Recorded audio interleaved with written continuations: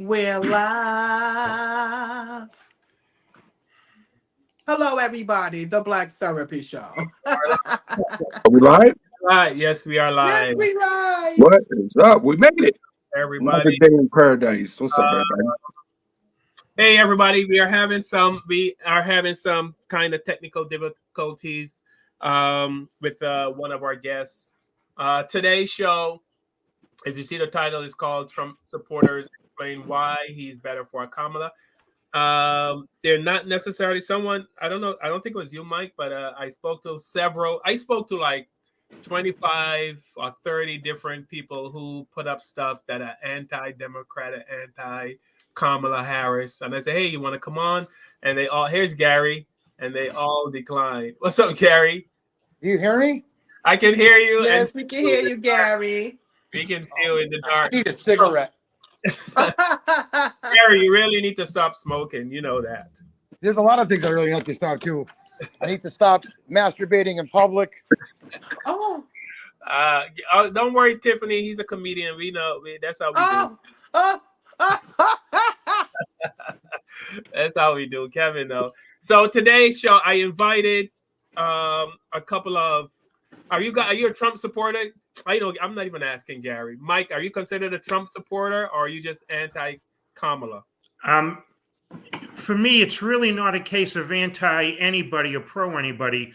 My position is that it's not Harris. It's the whole Democrat platform that I have an issue with. I'm not necessarily in love with Trump, and I'm not necessarily not in love with Harris. Okay, I got you. All right, so today we're going to be exploring, and I know a lot of people on the Republican side, when I invite them to come on the show, they think it's going to be a lot of hate, a lot of yelling, a lot of screaming, and they're very apprehensive about coming on the show. So I really appreciate. Yes, Mike, but you. Mike, I have to say, on your page and on Gary's page are some not so flattering things about Kamala. So that's why I want to. All right, Gary, we got the show. The show is going to start in a few minutes. So I haven't started it yet. We got to get into it. It's not going to be, like I said, there's going to be no hate. Kevin and I have always said, and Tiffany, I really do not understand. And you don't need to respond to this, Gary, but I really don't understand, or Mike. I really don't understand how anyone could consider voting for Trump. I don't get it, but hopefully by the end of the show, you guys are going to help me understand the attraction to Trump, because in my opinion, he should have zero supporters. Zero supporters. But that's just my opinion. There is nothing that we're going to talk about today that's going to make me like anybody that's on the Democratic side, or there's nothing that I'm going to say that's going to make you go with anything on the Republican side. Okay. So, all right, show's over, everybody. Good night. we just have to agree to disagree. Yes. Okay. All right. Well, hopefully you can help me understand your attraction to Trump, because I don't understand. Again, it's not necessarily an attraction to Trump. Mm-hmm. It's really the issue that the people that I associate with have is the Democrat platform. Okay. All right. We're going to get into that, So we have to be considerate of the time. So if someone's talking, I'm going to hopefully try not to over talk each other, and, try to limit the amount of time you talk and give someone else a chance to respond. Also, what I'm going to do, I have a pen and paper, and I encourage you guys to get some pen and paper, because if I say something, or Kevin or Tiffany says something that you want to rebut to, just write it down so you remember, because they might continue to talk and you might forget by the time they're finished what they're saying.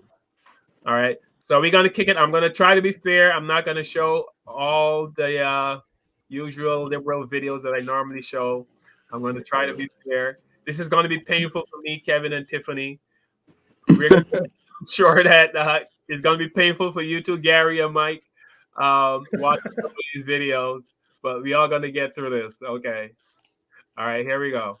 Here are the 5 things that you need to know about Kamala Harris's newly unveiled economic plan, which she hopes to take on the road to convince voters to vote for her in an election where the economy is top of mind. The first thing is on price gouging in food and grocery stores. So she's proposing giving the Federal Trade Commission and also the state attorneys general a little bit more power in going after companies that might be doing price gouging and not passing on savings to customers. Now, on the inflation side of things, she's also going after housing, which gets us to number 2, which is a $25,000 down payment assistance for first-time home buyers. She wants to help people get into those first homes, which really isn't going to help if there isn't any housing supply, which gets us to number 3. She's proposing building 3 million new housing units by offering tax incentives to home builders that are prioritizing starter homes for first-time home buyers. She's also targeting families through tax credits, which gets us to number 4, which is bringing back the expanded child tax credit, which actually we had in the post-pandemic period to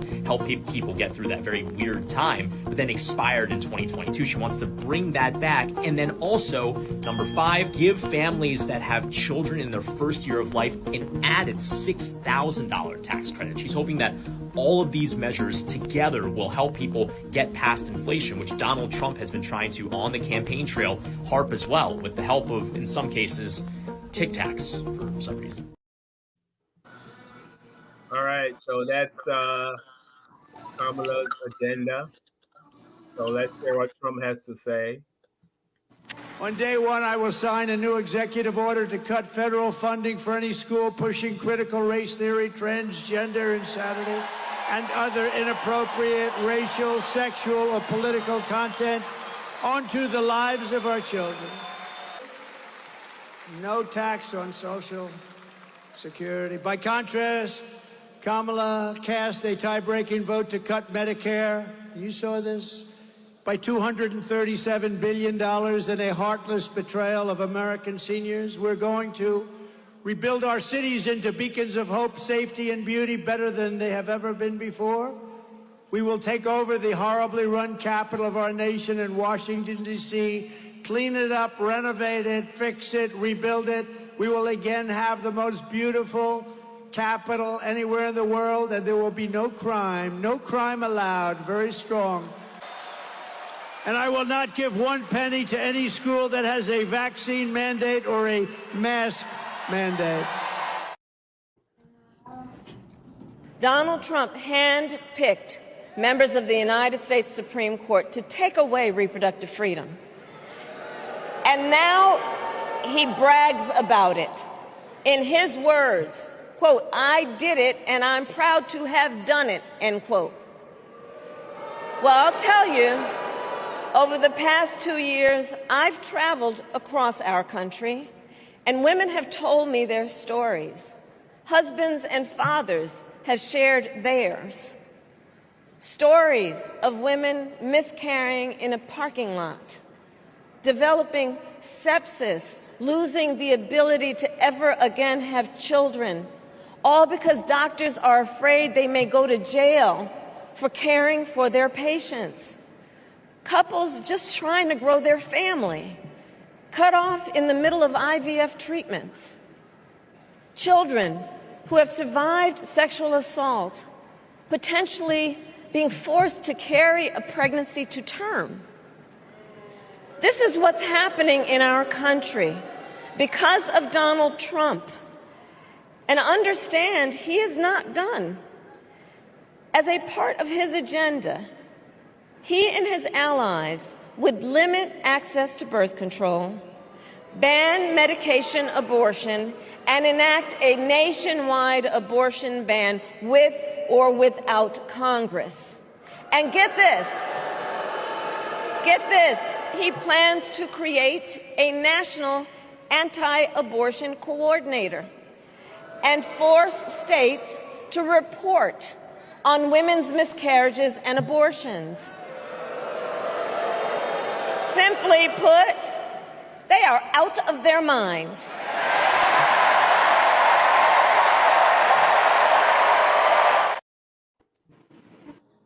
You may have heard of Project 2025, but this is from Agenda 47, and you can read all of these on his website. First, he promises that he will carry out the largest domestic deportation operation in history. He will also ask for the death sentence for anyone convicted of human trafficking. He will close the Department of Education and return all education standards to the states to decide. He will put prayer back into school, and he will criminalize any race-based advantage programs. He will end the Affordable Care Act.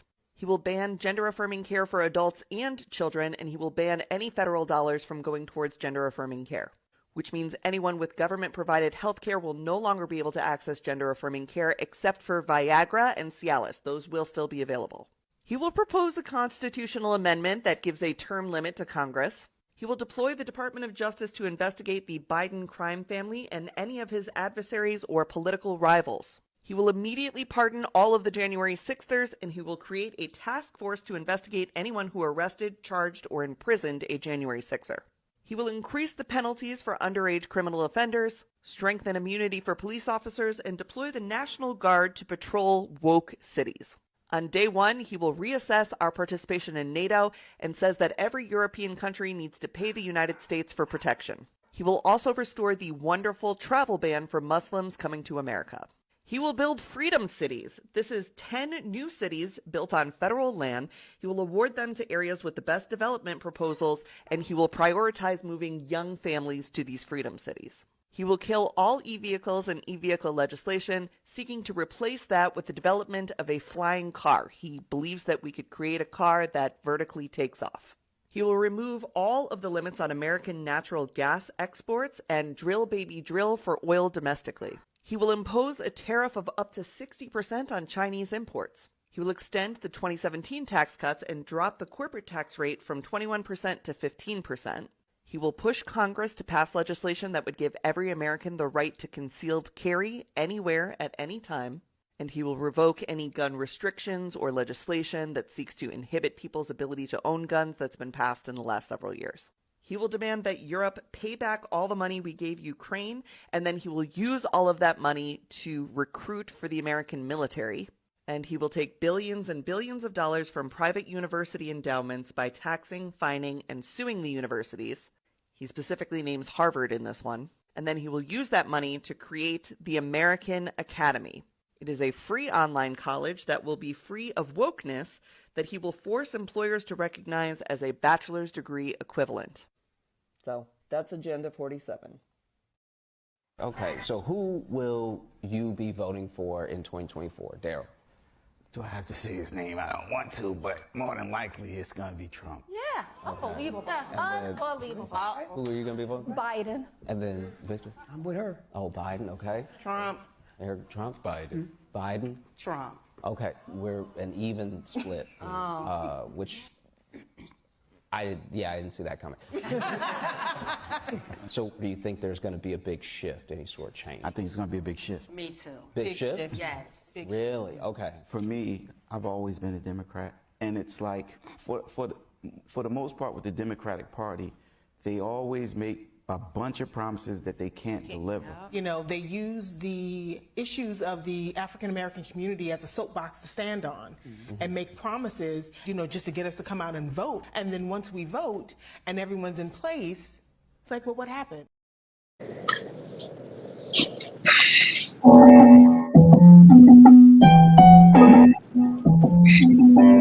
With the knowledge you gain, break away from the chains. We helping you grow the Black Therapy Show. You be in a safe space, dealing with the black trauma. We unpacking and inspecting all our baggage and drama. Cause we gotta unite, no more killing each other. It's time to see a new future for my sisters and brothers. You know it, Kevin, Carl, and Tiffany. You'll have an epiphany. We'll give you everything you need to handle the enemy. We'll be giving you empathy, we won't challenge you mentally. The right conversation so you grow exponentially. We built your penitentiaries, we built all your schools. Gave us brainwashed education, just making us fools. Hatred was what we got in exchange for love. No more manipulation from my God above. No, it's Carl, Kevin, and Tiffany. Now welcome to the Black Therapy Show.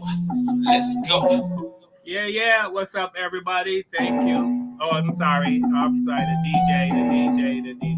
I'm about to say, you playing it again. You wanted a second round go. Okay. All right. Thank you, everybody. Thank you for checking us out here on another Sunday, 7 p.m. for the Black Therapy Show. Today we have two very brave and special guests on the show today. They are going to tell us why Kamala bad, Trump good. They're going to explain to us the attraction to the MAGA. Because I don't get it. Tiffany don't get it. Kevin doesn't get it. And I'm sure the people watching our show don't get it. But apparently there's some things in the Democratic Party that I don't see. But there's a reason that people like Trump, and there's a reason that we like the Democratic Party. But like, as one of the gentlemen said in the video, the Democratic Party has been using black people. They use the problems that black people have to get them to vote for them every year, but they end up doing nothing for the black people. That Really? some of that is true, but when you look at the other side, I don't see how you can look at the other side and say that's a better choice. But that's Paul, can I say something? sure. I think those are black people that are unhappy with their lives and want the government to. The government is not here to make your life like. If you're middle class and you want to be a millionaire or get to that level or something like that, that's up to you and your hustle, your grind, you making the right decisions in your life and doing the necessary things to get to the next level. No president is going to make you live in a big house and drive a Benz. You understand what I'm saying? That's not the president's job. You know, making things. I mean, economically, yeah, they have some power to make things better for the American people, but I think a lot of people are just happy with their own freaking lives, and then they blame it on whoever's the sitting president is. That's what I think. Yeah. I mean, nine. Let me say this real quick. Nine of the 10 states, poorest states in America, are Republican states. That's not something I'm That's making not up. true. It is true. That's not true. That's Okay, not well, true. Look at I'll prove it Detroit. to you before we get off the show. Okay. Detroit is a poor Please. city, yeah, but and I said 9. That's one city you named. I mean, we can go down the line. I mean, I see a lot of people. First thing they do is they bring up Chicago. Oh, Chicago! Chicago is not even. Chicago's a bad place. Do you know Chicago's not even in the top 10? Not even in the top 10 most dangerous cities in America. It didn't even make the top 10. But Republicans, it goes by their talking point go right to Chicago every time. It goes by per capita of how many people are living there compared to the crime or to the deaths or to the shootings or whatever you're looking up. I'm a retired correction officer for the state of Connecticut. Okay, Awesome. so I used to watch. Back when I was working, I used to watch everything because at one time I was trying to leave the state and I was looking into Florida. I was looking into California.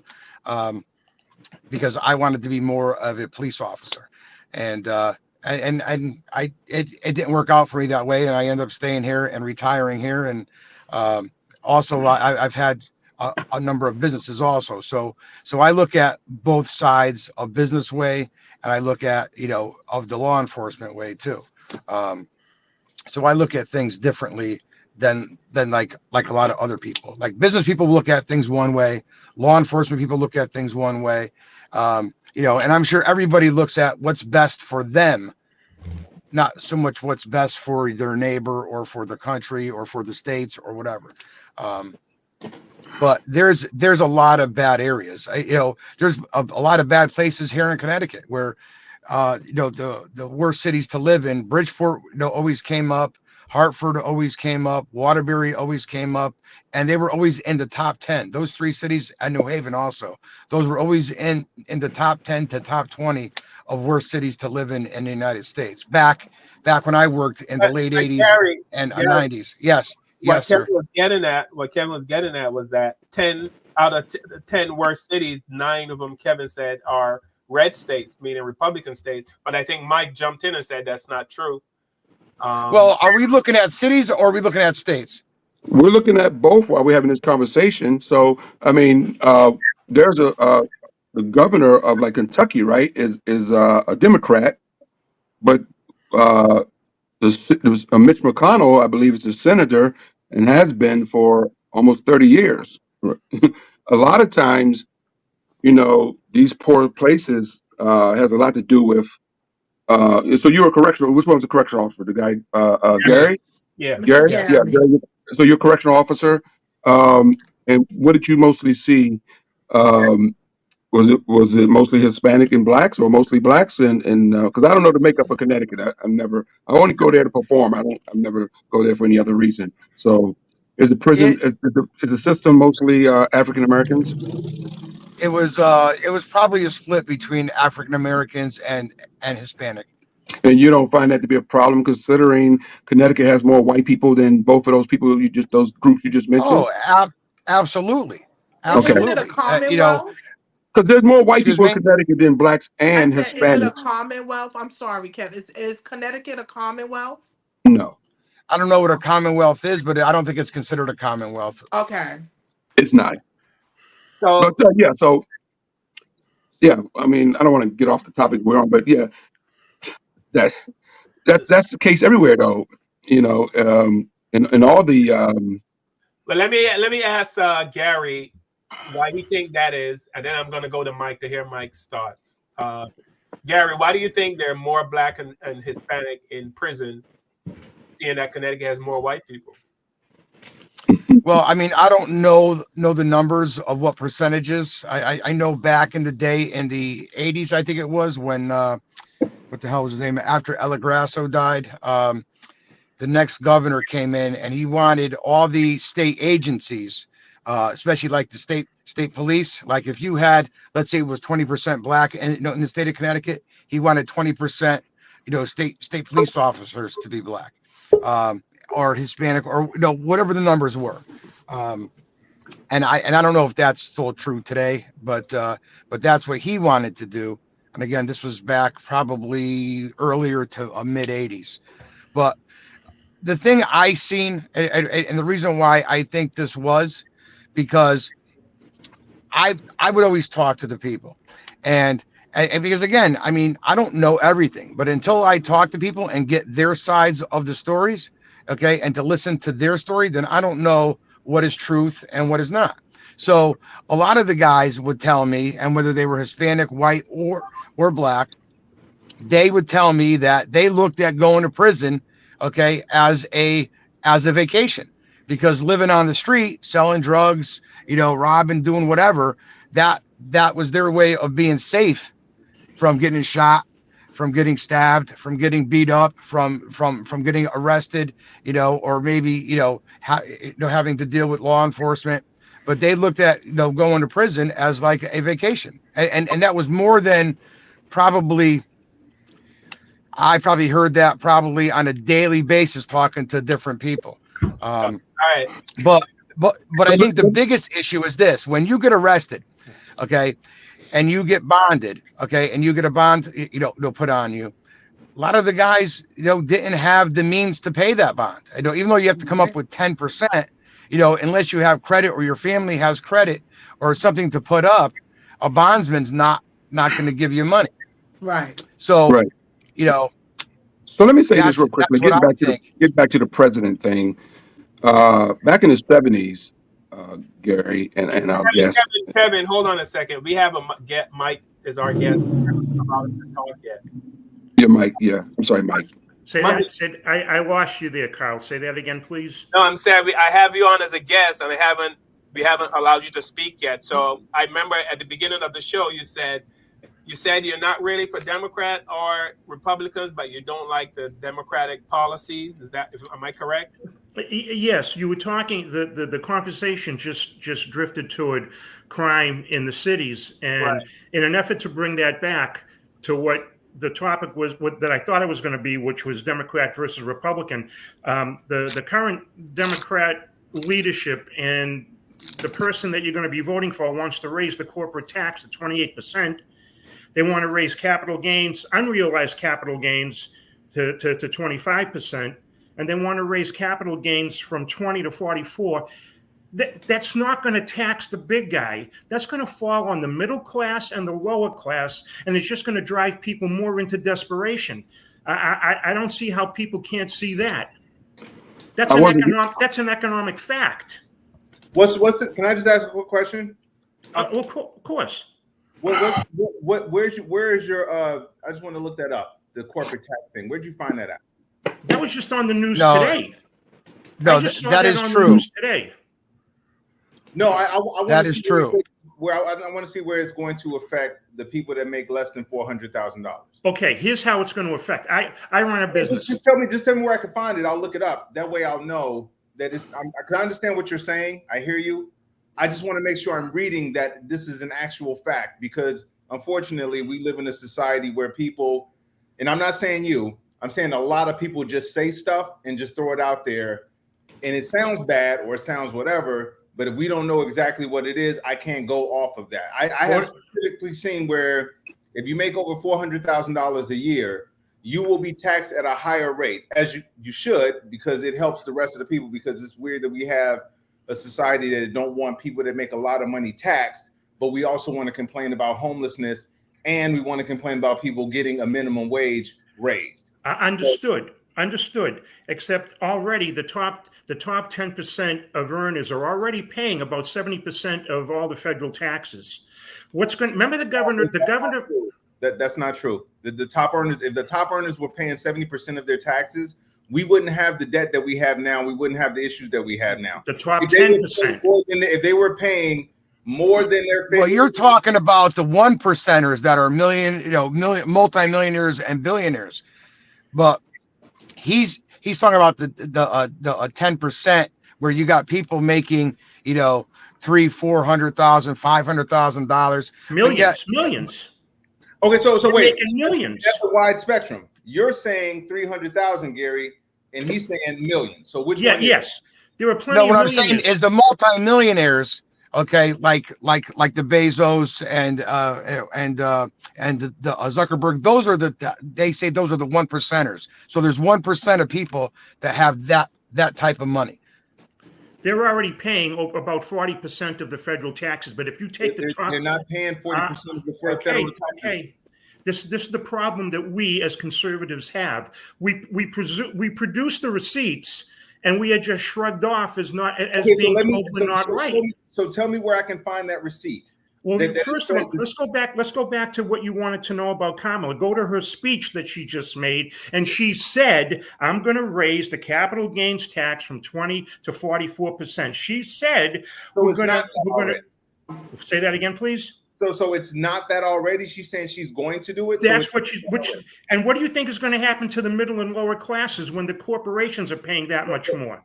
But Mike, what I'm asking you is, you said that the rich are paying over 50%. Yes, they are of the taxes, which is not true. But hold on. So you made a claim.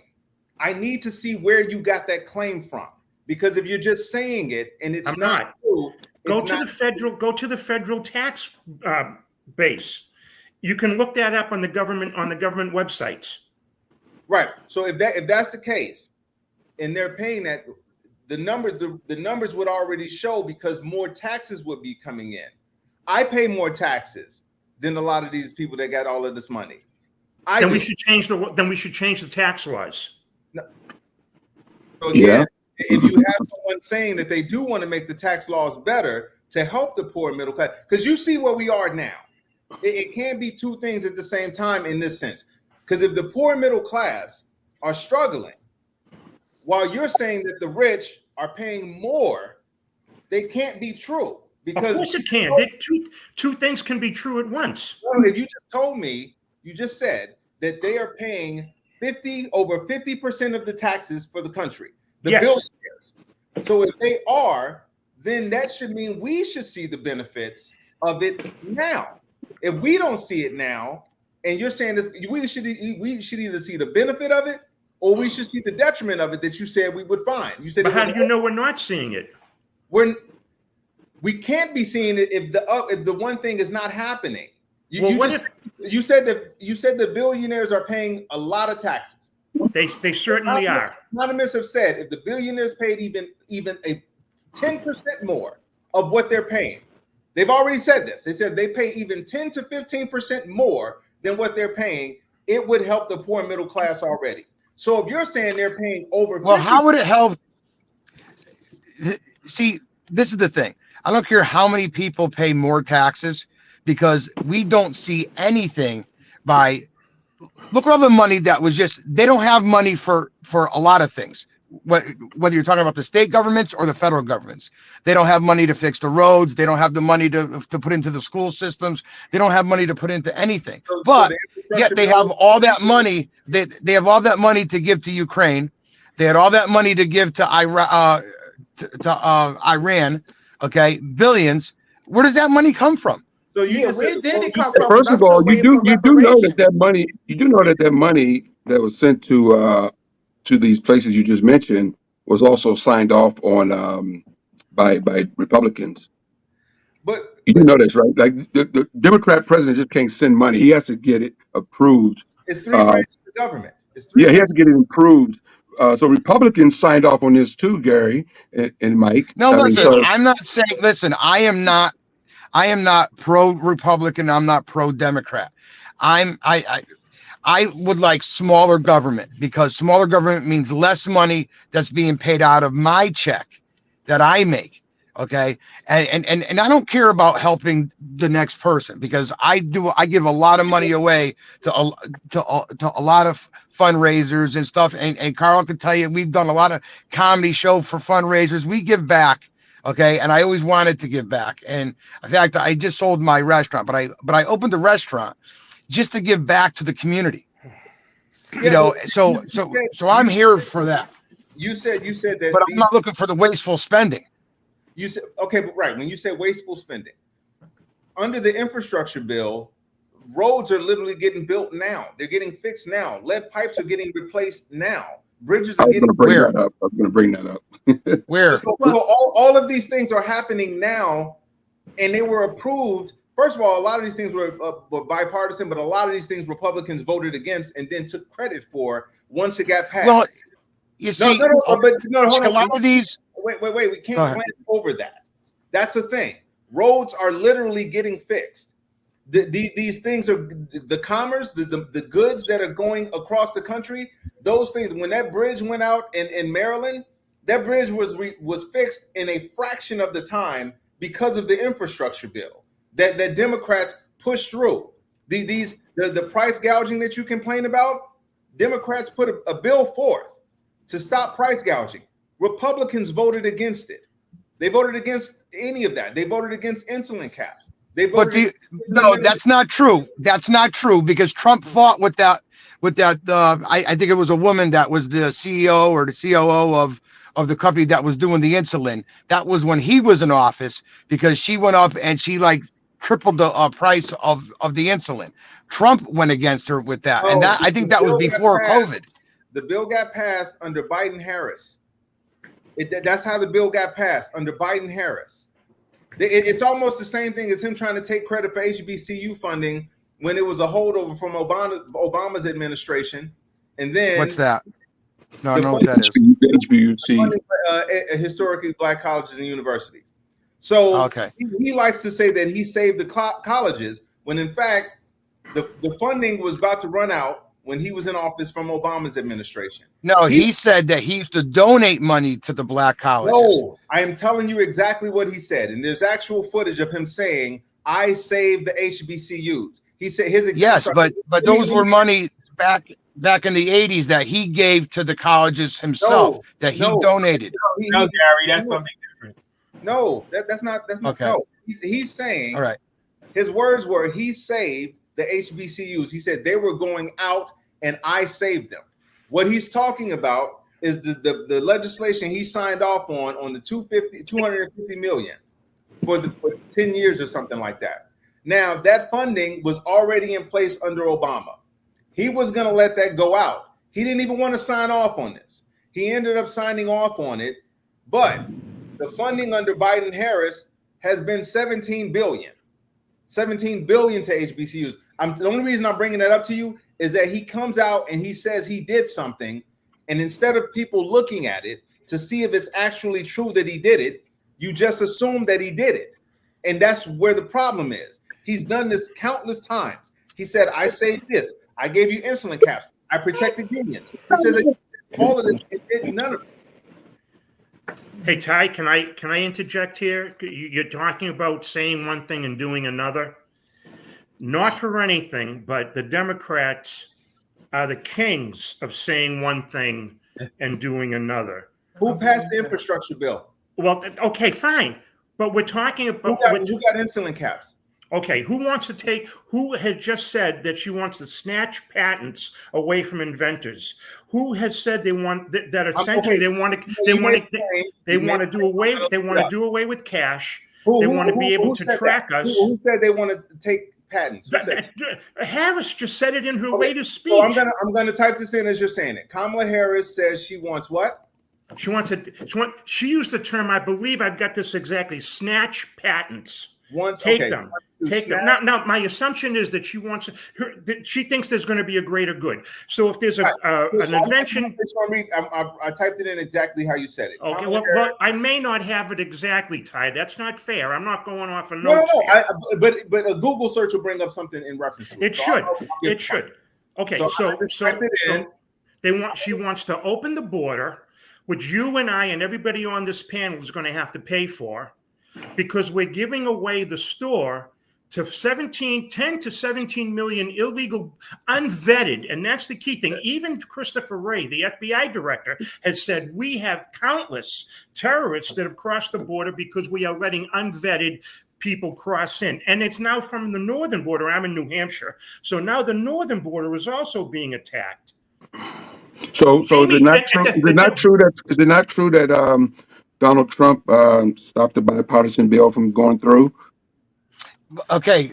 Now let me explain this. You got to understand what that deal was. They wanted to. They were still a number of illegals that they were going to allow to come in, and the deal was he didn't want any. He wanted everyone to come through the front door, not just open and let 5,000 in a day or 10,000 in a day. So yes, you're right. But he asked the Republicans not to sign the bill because he needed it to run on. No, that's bull. No, that's not true. That's not true. What happens with a lot of these bills, whether they're infrastructure bills or the border bill or whatever other bills, they try to sneak a lot of, not sneak, but they try to put a lot of other things. Like it's not just about the border. There's like 100 million things that they try to get else passed by putting it under that, just like with the infrastructure bill. There was a lot of things under that infrastructure bill that some of the people, whether they're Democrat, Republicans, didn't want to sign because they didn't want the money to go towards that area. Meaning like, and again, I'm going to make up something that's far-fetched, but these are some of the things that are in there. And this is how these congressmen make all their money. Did you say you're going to what's that? Did you say you're going to make something up that's far-fetched? Well, what I mean that because I don't know the exact stuff that's in there, but there was a bill one time that was trying to be passed, and they were trying to pass into this bill something about like arrow tips. Okay, so can we all agree on this just before we keep going forward? And I'm sorry, Carl. The government yes. I just have a hard time with people being able to just say this is what it is. I don't know for sure what it is. I'm just throwing some stuff out and I'm going to say some stuff, because then we can't have a full, deep, realistic discussion because we're not going off of facts. So really quick, I just want to make sure why you guys. There's no way that we could see, but there's always in all these bills, there's always hidden things. Hold on, Gary. I just want to read something in reference to what Mike said about the patents. So just to give clarity to whatever, right? So they said there is an 18-second clip of her saying, "I will snatch patents." This is what she meant. And this is what I mean by people refusing to go deeper into what a person said. Ty, let me jump in for a second. Let me say, I'm glad you're digging deeper, because while you guys were talking, I was also looking up what Mike said about her snatching patent. And she did say that, but it's just a 18 to 19 second clip. That's all. But there's got to be a reason. There's got to be more behind that. Well, here it is. Here's the reason. But she was the longer video, because they only show you a clip of it for some reason, because they know people will only look at what they need to see. Right. So they said the longer video hosted by C-SPAN showed Harris was speaking about patents for prescription drugs, specifically for drugs created by pharmaceutical companies that have received federal funding and in the future would refuse to lower consumer costs to equal amounts charged in other countries. Meaning, If they're charging $5 for a pill in Mexico, they can't charge you $50 for the same pill here in America. Now, that helps the consumer like Carl, the consumer like Tiffany, the consumer like Kevin, the consumer like Gary, the consumer like Mike. So when you say you show that snippet, she just wants to take patents. She wants to make sure that prescription drug companies cannot price gouge people like you who are right here, right now, complaining about how much stuff costs. So when you paint her in the negative light, not knowing that type of stuff exists, that's where the problem lies. And I know really, but I got to keep my train of thought here. And when you said about the border, Mitt Romney, Lindsey Graham, and Mitch McConnell, all three of them, there's footage, there's video of them saying Trump killed the border deal because he wanted to make Biden look bad. Now, none of them. No, those are I'm reading it right. I'm reading the same thing you said right here. I Googled it. And the border bill, by the way, let me say this real quickly, was endorsed by Homeland Security and by Border Security. They endorsed the bill, so they didn't think anything was wrong with the bill. They endorsed it. And what I was getting Did they at read earlier, the whole bill? What I was Did they getting read at the whole earlier bill? Because was these bills come through and there's like millions of pages. It's not just one page that says, okay, we're going to put this bill to stop people from the border. Because so let me that's ask you a question. Let me ask you a question, Go sir. ahead, Kevin. Just can I just real quick? Yeah, go ahead, buddy. Go ahead. I think that's kind of unfair for you to ask if the lawmakers read the bill when you didn't read the bill. Go ahead, Kevin. I was going to say, well, how could I? No, so we they have endorsed access the to the bill. bills. You can go online and get them. Like they got that 900-page 2025 thing. You can go online and you can go look it up. But I'm not going to look it up no 900. Exactly, and and a lot of these people don't do it either. That's why these congressmen have all kinds of assistants with them, and they're the ones that read the stuff and they outline and stuff that they don't like, and they show the senators what they shouldn't sign or what they should sign and why, and then they try to change things and give up things. Listen, the biggest thing that I would like to see. Let me jump in here for a second. Go ahead. I need you and Mike. Give me 3 reasons why Trump is better than Kamala. I'm gonna 2 reasons. 3. Give me 3 or 2. Give me some reasons why Trump would be a better candidate than Kamala. All right. Before we started, my comment to you, Carl, was that it's really not, for me anyway, Trump versus Harris. It's Democrat versus conservative. Mike. Yes. Gary, I'm waiting. I want to hear 3 reasons. Oh, all right. Well, I wasn't trying to cut. Go ahead. Who's speaking first? Who's you? Up? We want you, Gary. Go ahead, Gary. Give me, convince me why Trump is better for America. I think he's better for the working people. Okay, give me some. That's one. Working people. Because he was cutting taxes. Okay, he was cutting taxes. He didn't cut taxes. Yeah, and he was also giving money for the for the younger families, for healthcare with the kids, not healthcare. I'm sorry, with the that he put his daughter in charge of to give money for parents that have kids in daycare and stuff. No. He was cutting taxes for families with new kids. So Trump is better for America because he cuts taxes. He's into smaller government. He wants smaller government. The bigger government, the more taxes. Okay. What else? He cuts taxes. And what else? Why do you like? Why should I vote for Trump? I told you, because he's a businessman. We always needed a business. You and I spoke. I think what day was it? Right. Friday. I think we spoke. And I asked you if Trump was a black person with all the bags she has, all the felonies and all the, do you think he would still be in the race? Do you, with all the baggage he has? Yeah. With all the felonies and sexual assaults and all the other stuff he's got going on. Well, here's what I look at. But it's he's been what's he? It's yes no, it's not, because he's 7, 8 years old. He's never had any problems with sexual assaults or was never called a racist and everything else. And now and again, it's because, and it's not just the Democrats, it's the Republicans that are afraid of him too. He knows all their games.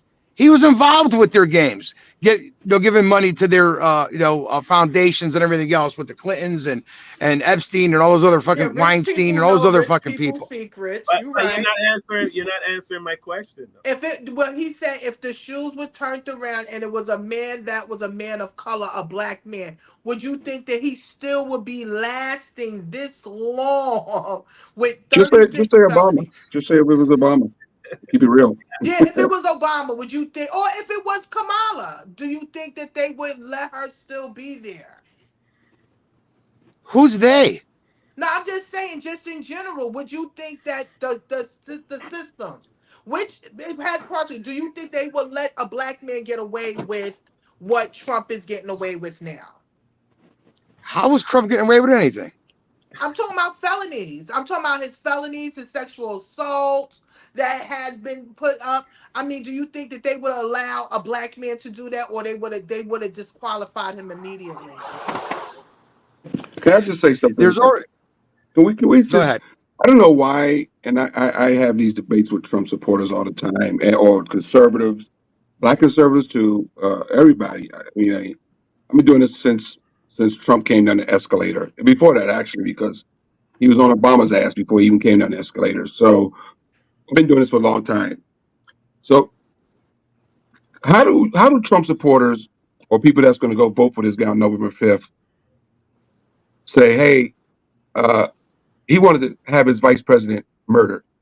You do know this, right? It's not like fake news. It's not like something that CNN came up with or MSNBC came up with or Al Sharpton came up with. The guy wouldn't have shed one tear privately or publicly if Mike Pence or Nancy Pelosi was murdered. How can you, as a human being and a good person, I think you guys are probably good people, would have families, kids, wives, I believe maybe. How could you go into a voting booth and go, yeah, the guy's going to murder somebody. He should hold the highest office in the world. Let me pull the lever for him because he's good on taxes. Screw that he's going to have somebody murdered, but he's good on taxes. Like, how Well, do this is the how do first you put time that that to I'm hearing how that do he you was put going to that to have the somebody side? murdered. He No, was going to have Mike you Pence didn't murdered. see.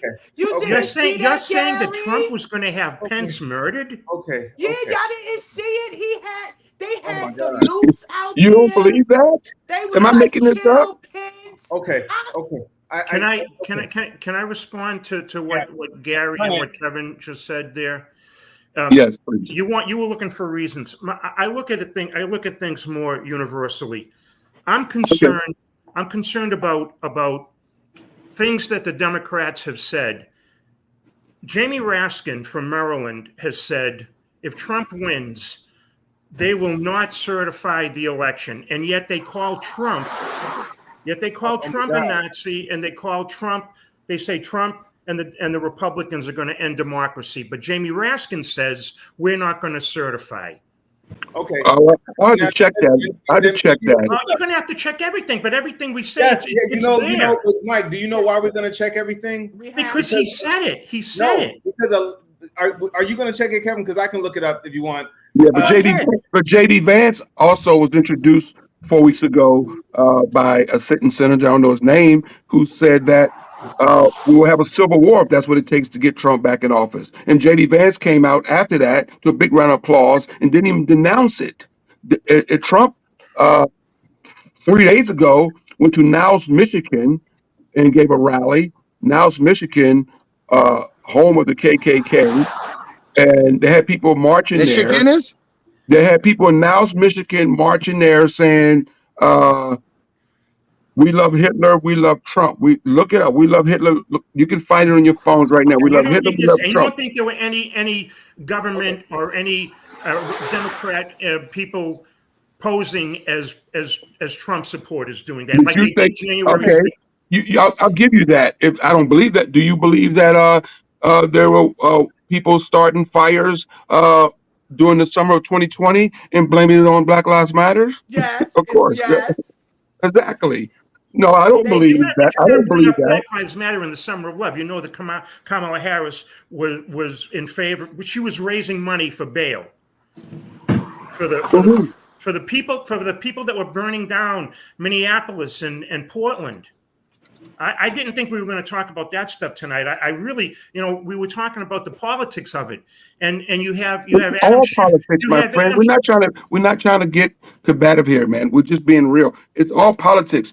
Because I call Tiffany and Ty, we don't understand. Look, I'm here. Politics is important, but so is character.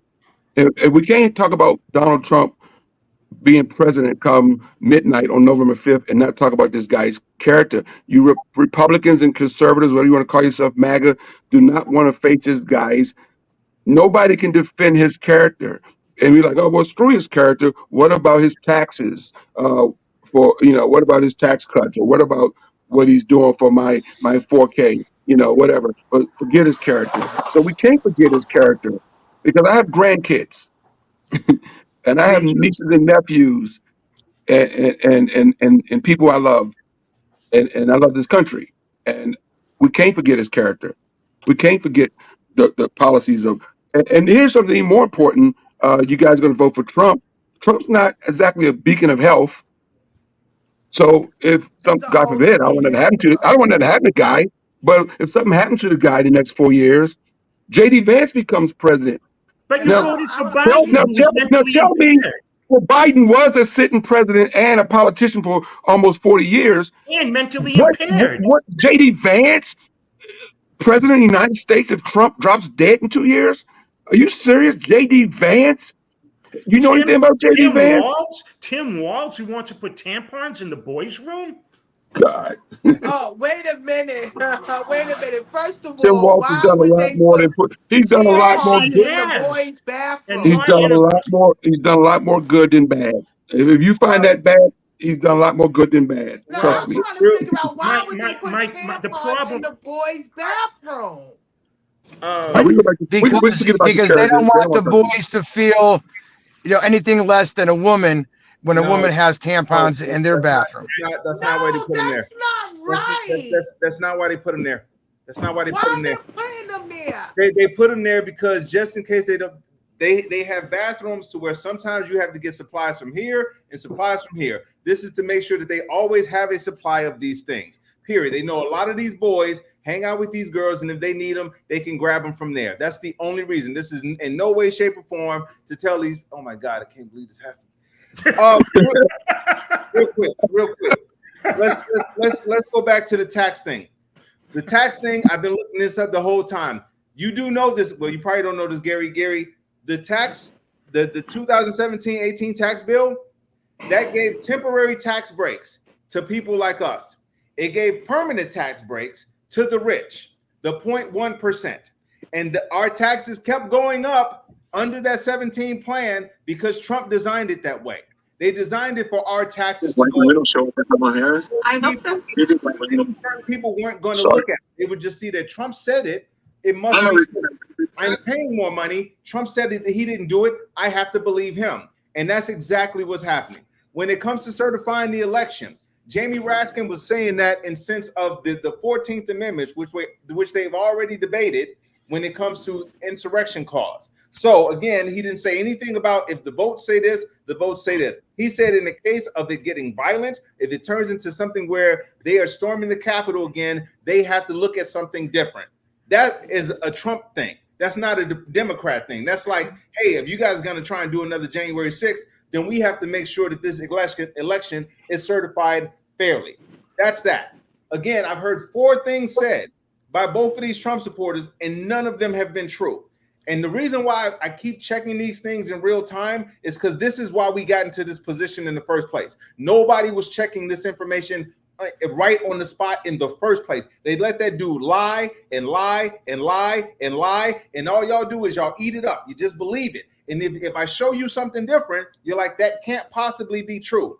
Like when we were talking, when they just brought up the being assassinated, what they mean is the people went to the Capitol chanting, "Hang Mike Pence." You can literally hear them say, Yes. "Hang Mike Pence." You They can bought hear a him noose say it. too. Now, exactly. And the whole time, by the way, Trump watched this for 2 hours. He watched this on TV gleefully. This is what his Didn't assistant tell said. him to stop. Nothing. The only thing he said was Mike Pence deserved what he got because he didn't do what he should have done as an American. So, Mike, I can show you the tweets.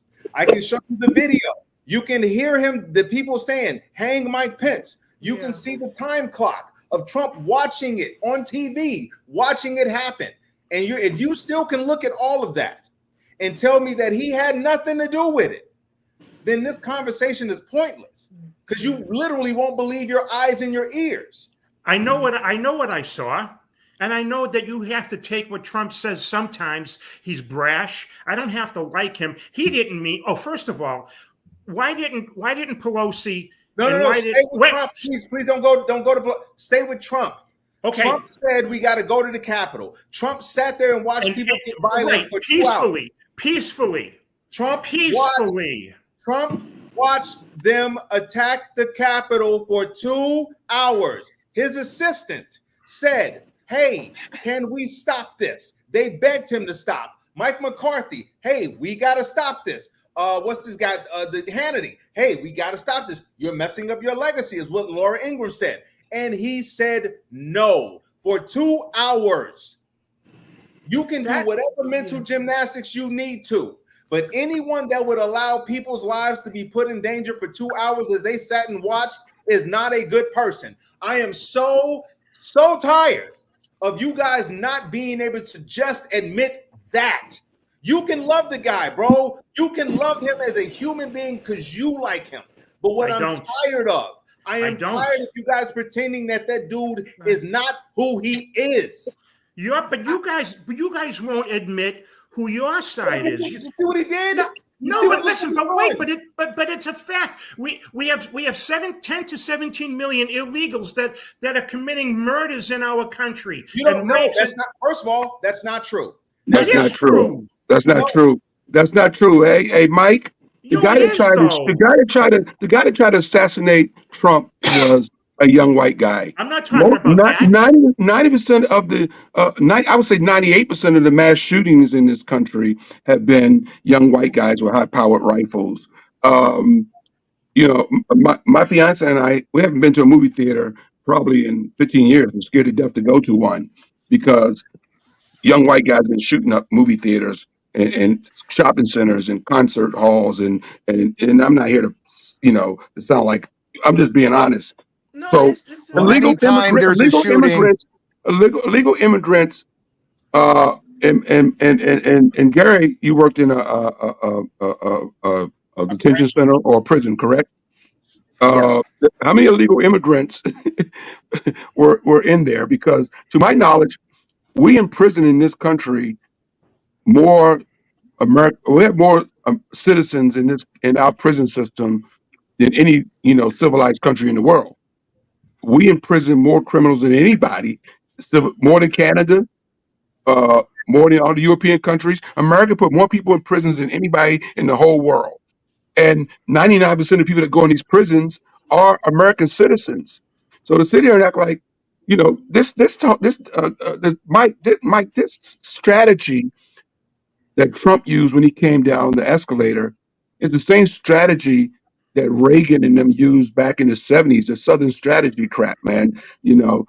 Back then it was black people go coming to get you.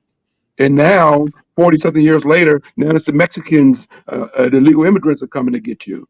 It's the same, Southern strategy being used all over again. Most of these people. That's the thing about the border. Trump was in office for 4 years. Did he fix the border? Did he build a wall and make Mexico pay for it? Did he fix the border? Trump had 4 years. Trump had 4 years to fix the border. Than it is now. It was more secure than it is now. No, it's not. It is more secure. Yes, it was. People coming across the border right now. As I speak right now, I don't know about last week, but right now, we have less people coming across the border right now than ever before. I mean, since they're already here. No, that's not true. That's not true. You got to stop watching CNN. I want to say this. I want to say this again. The border deal, it was 90% of what Republicans wanted. 90%.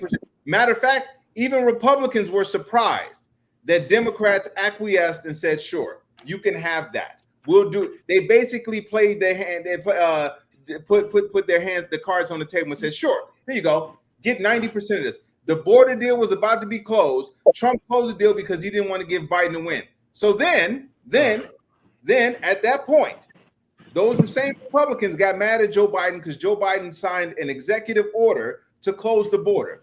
Now, to both of the points by Kevin and Carl, border crossings are down over 50% since that executive order has been signed. You want to know who got pissed off at Joe Biden signing that executive order? You want to take a guess, Gary and Mike? Take a wild guess of who got pissed at Joe Biden for closing the border that both of you are complaining about right now. Take a wild guess of which party got mad at. Take a guess. How did Joe Biden close the border when it was Harris that was in charge of it? Jesus Christ, that you can't be serious. You cannot be an adult. You can't be serious. I'm going to ask you again. Which party got mad at Joe Biden for using an executive order to close the border down? Which party do you think it was? I never heard of an executive order that Biden did about closing the border down. Wow. Because even on CNN and NBC, they talk about how many people come over the border. Do you watch Fox? No. I knew that answer was coming. Do you watch OWN? Do you watch do you watch that? No, because I don't get that anymore. Where do you get your news from? I watch Newsmax. Okay, there you go. So pretty much Fox. Got it. Okay. Because that's what it is. It's one of those three networks. So when you say you didn't hear about this, just take time and I promise you this. I promise you this, Gary.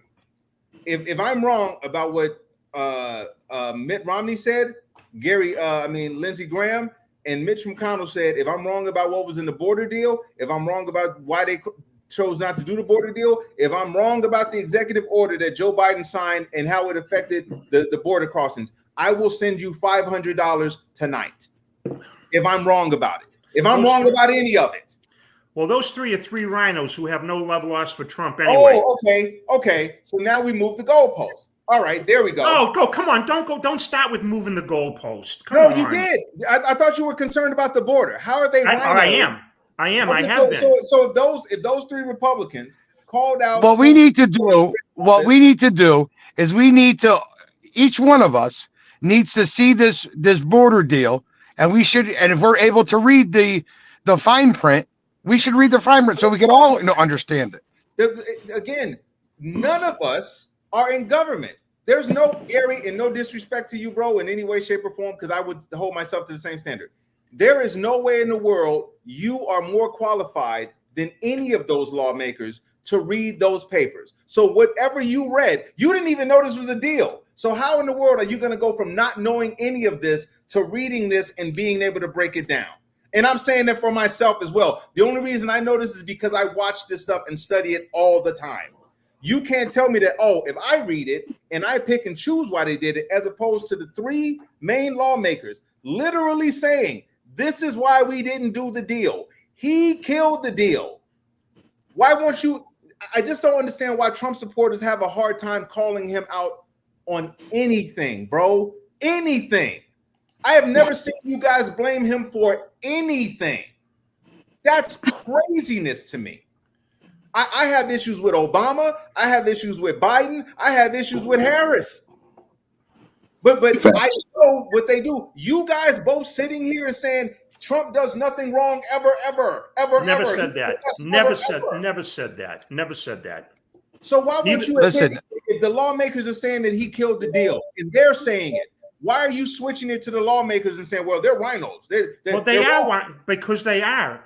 And Gary has a point. And Gary has a point that we don't know what the pork in the barrel was for that deal.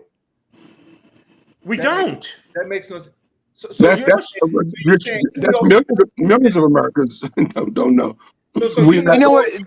This is the thing. I've met Trump. Okay. Do I like him as a person? I don't know. I don't think that I would hang out with him, if I had an opportunity to. If I met him, like if I met, anybody that's in politics, which I do meet a lot of the state politicians, I shake their hand and I give them the respect. I was with Richard Blumenthal last Monday. I don't know where you guys all live, but here in Connecticut, in a part of town or a part of the state that I live in, there was some mass flooding. So one of the state reps got Blumenthal to come down to assess the area and the damage. And again, I am not a Democrat.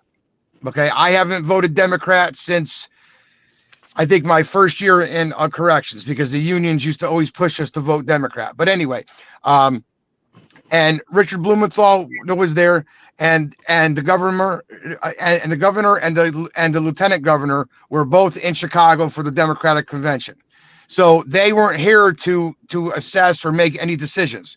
But Blumenthal, who I'm not a big fan of, came out and assessed the situation, and then called up Ned Lamont and asked him, listen, we need help here. And then they flew back, him and Susan Beiswitz flew back here, and they came and assessed the situation. And then they got in contact with the feds. I don't know if it was Biden directly or whoever. And then they put money towards FEMA to come out here, and they had this as a disaster area. Okay. Now, again, that's great. That's what needs to be done. But again, I meet these people. What's that? I said not all areas get that swift, help like that. But that's good that Jacob was able to get that. Well, listen, there's a lot of things that happen that I agree with. There are a lot of things that happen that I disagree with. Now, again, I try to play devil's advocate. Like there was one guy that I was talking to, and he was complaining about that they didn't have a swift response. They didn't call it the National Guard. I says, towns can't call it the National Guard. I said, the state has to give the National Guard. I says, but by the time they decided that they needed the National Guard, what could they have done? Well, no, were they going to come here in pontoon boats, the little, dinghies to rescue people? That's what the fire department, unless they got, aircraft, some type of helicopters to come and rescue people. But, so I'll go to bat for anybody, whoever I believe is right or wrong. So whether you're a Democrat or Republican, I don't care. It's what's right Gary, and what's wrong. Gary, let me jump in here because I know you are a hardcore Republican. I know you are a hardcore Trump supporter. Hardcore is probably an understatement because I have seen the posts that you put up about Michelle Obama, and I've seen all your posts. So let me ask you a question, Carl. When I had that first Trump what'd you call it, sign that I put out when he ran in 2016. Yeah. Okay. And again, I put up funny things, or what I think are funny things, all the time on Facebook. Right. Sometimes, yeah, it's Michelle Obama or Harris or Biden or some other, a politician. You never put anything bad about Trump, though. It's always, you never put anything about that first sign that I put up. Okay, if you remember that Dave Riley made it for me. Okay, it said Trump Pence 2016, and had a picture of Trump, like a fake painting picture, and it says we shall overcome. It wasn't we shall overcome, it said we shall overcome, as a joke. And this was in front of my house. It was a 4x8 sheet of plywood with that on there. That's not what was the Michelle Obama? What was the Michelle Obama post? Michelle Obama, Gary was calling her, she's a man. They had a picture of her showing her crotch area. Oh, Mr. Gary! She's got a dick, pointing to. Hold on, I don't remember that one, but. Oh, well, I remember that one, Gary. Mr. Gary! The only thing that I remember that I posted with Michelle Obama, and again, Carl's probably right, because I post all kinds of stupid shit. But the thing that I posted, and I might even send you the video too, was when her and Oprah were talking about like they couldn't stand rich people when they're both rich. They didn't say that. Right. They didn't say that. They didn't say that. That's right in the video from the DNC. Oh no! Oh my God! How do we? You know what I'm noticing too? We got to remember people see things, the way he probably see things is not how we see things. And this is why we get a lot of confusion that goes on. Like, Well, yes, everybody perceives things differently. right, because we feel sorry. We feel like Trump is too much. Like the things that he's doing, he's not talking enough policy. He's always insulting somebody. Give us something that we can stick to. You understand? Where they don't see that, they see that he's speaking his truth. So everybody see and hear what they want to hear. So I can understand. He saw something different. Let me just say this. Oh, he should shut up. Hold on, Gary. Let me just say this. And the reason Gary can tell you, when Trump first came out, and said that he's a billionaire, he doesn't need funding from anyone, he's going to use his own money and all that stuff.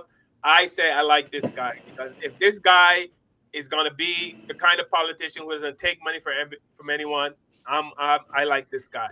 But when Trump started going down the racist train and saying all the racist stuff, and this was the big one for me, when you cannot go hard and denounce the KKK, I mean go hard and denounce the KKK. Don't just say, well, don't just flutter around the KKK. They're good human beings. Well, how many Democrats denounce the KKK? Hold on a second. Wait, just I'm sorry, real quick, because I got to make sure I keep my train of thought. Yeah, it's a lot of stuff being thrown out here today. The comment that you just said about Oprah and Michelle Obama saying that they can't stand rich people. That is not what not that they can't stand them, but they were talking about, Michelle was talking about her mother or her father or something, about how people have more than they need, and you don't need no more than you need, when she has four multi-million-dollar houses. And what's wrong? So how much does she need? Let me help you out. Let me help you out in what was said. She said that she believes in a society where all people have the opportunity to succeed. She believes in a society where you should have the chance to make it just like anybody else. She said her mom was always suspicious of people who needed more than they had. Her mom was suspicious of people who were greedy. Now, if you like greedy people, which it sounds like you do because you're a fan of Trump, which is fine. No, but it's fine. That's totally fine. But that's what you like. And this is my issue with Trump supporters now, is that they're still too afraid to admit the reasons why they like him. You like that he's brash. You like that he insults people. You like that he likes money. And then hold on. Because if those two women are sitting up there saying, I believe everybody should have the opportunities to succeed, and we should be cautious of people who take more, especially from people who need it. Are you guys aware of any of the Trump supporters that have mortgaged their homes to send money to Trump? Let me guess, you never heard of it, right? That's never a thing you ever heard of, ever, right? But I'm going to tell you, there are people that have donated tons of money to a dude that says he doesn't need it. That's strange. People have given up their houses. Marriages have ended over this. I can send you direct links to specific people talking about how their marriages were ended because the significant other took money, liquidated their assets, and gave it to a billionaire. So when you tell me that you got more of an issue with Oprah and Michelle Obama, who have donated millions to people, I was going to say that. Thank you. We should be suspicious of people who are too greedy. It tells me that you're leaning towards the greedy person, which that is your right. I just am tired of you guys being scared to own that that's what you like about him. Why is that so hard at this point? Because it ain't policies, Mike. You cannot name one single policy. You can't give me the name of the policy that he did to help the poor middle class. You can't give me the specific name of it. Let me show you what I mean by examples. Infrastructure, CHIPS Act, Science Act, $17 billion given to HBCUs, insulin caps at 35. I just gave you 5 things in less than 5 seconds. Those are specific names of specific bills that Biden and Harris have passed. If you can do the same thing with Trump, again, I'll send you some money tonight. I don't want your money. What I want is a world that's a little bit safer. We're involved in 2 wars right now. Wait a minute. We didn't say Those wars anything. have not, okay, but You just went on for 3 minutes or however long it was. We didn't break in. It's okay. gone. We're talking personalities and we're talking personal as opposed to policy and politics. We've got 2 wars, both started essentially by Democrat policies. One insisting that Ukraine join NATO, which they knew was a Russian tipping point, and sending billions over to Iran, which funded Hamas to attack Israel. We had that. We had this disaster removal from Afghanistan with 13 and then 13 killed, dozens injured, left 50 billion in arms to the Taliban. No, come on now. No, I just want to be really clear before you say the rest of that. I just want to make sure you are upset about the withdrawal from Afghanistan. I just want to make sure you are clearly saying that before you say it, because I want to make sure when I pull up what I got to pull up that you are saying you are against pulling troops out of Afghanistan. I just need the way it was done. Now, Trump was supposed to pull out. I get it. I know where you're going to go. At least I think I know where you're going to go. It wasn't where it. No, it Trump did lessen it. Trump did lessen it, and then when Biden pulled out, it was like a weak thing where he just piled everybody up and moved out and left everything behind. And left the airport. And people hanging on the airplanes. But so do you have the issue with Afghanistan or no? Because your guy. I do have an issue with. So you blaming Trump for that too, right? Right. I am in part, absolutely. But it was under Biden and Harris that this disaster took place. I'm concerned about terrorists in our country. I'm concerned about inflation going from 1.9% to 8%. I'm concerned about that. I'm concerned, as we all are here, about the middle class and lower class that are bearing the brunt of this. Yes, inflation is on its way down. Crime is on its way down. All of these stats. I don't believe that. I don't believe that actual crime is on the way down. I believe that reported crime is on the way down. Mike, what you believe versus what's true is the problem. But you're going by statistics provided by. Say that. The statistics say crime is down. Statistics can lie. Statistics can. That's bullshit. Lie. Crime is not down. Hold on, man. What happened with crime is. Okay, they lessened a lot of the decriminalized it. Yes, no, they decriminalized a lot of things. And you see this? This is what I'm talking about. You guys come in and say it with your chest like, I know I'm right. I know I'm right. And the second that I give you the information that show you're wrong, you're like, okay, what about the next thing? And this is why we have. No, I'm talking about this state. I'm talking about this state here. And I'm telling you, the FBI, the people who report on all crime. Yeah, they're trustworthy. Why aren't they trustworthy? They've been trustworthy. It's the moving of the goalpost. No, the FBI is. When did the FBI? Okay. Let me make sure I heard this right. The only person you trust is Donald Trump. No, absolutely not correct. No, Mike. No. Let me tell you why I say that. I brought up Mitt Romney. I brought up Lindsey Graham. And I brought up Mitch McConnell. All rhinos. Hold on. I brought up all 3 of them and told you what they said about him. And all 3 of those people, you said you disqualified them because they're rhinos. They are. All of them, right. So then I bring up crime stats. You said, nope, the FBI is lying. Everybody in the FBI is lying. They do. So, you don't have, Mike, what you feel versus what is true is the problem. I have no faith in the government anymore. FBI, judicial system. Then why are you here? Then why are you here in the government, Mike? He sounds like us. Why are you exactly? I don't understand your question. Like I can't. I've been lost faith. You are not rich. No, I'm not. If you were rich, you wouldn't be on this show right now. None of us would be on the show right now. We'd be on a boat somewhere. But the fact that you are not rich, you have to be part of the government. The road you drive on is part of the government. The food you eat is part of the government. The water you drink is part of the government.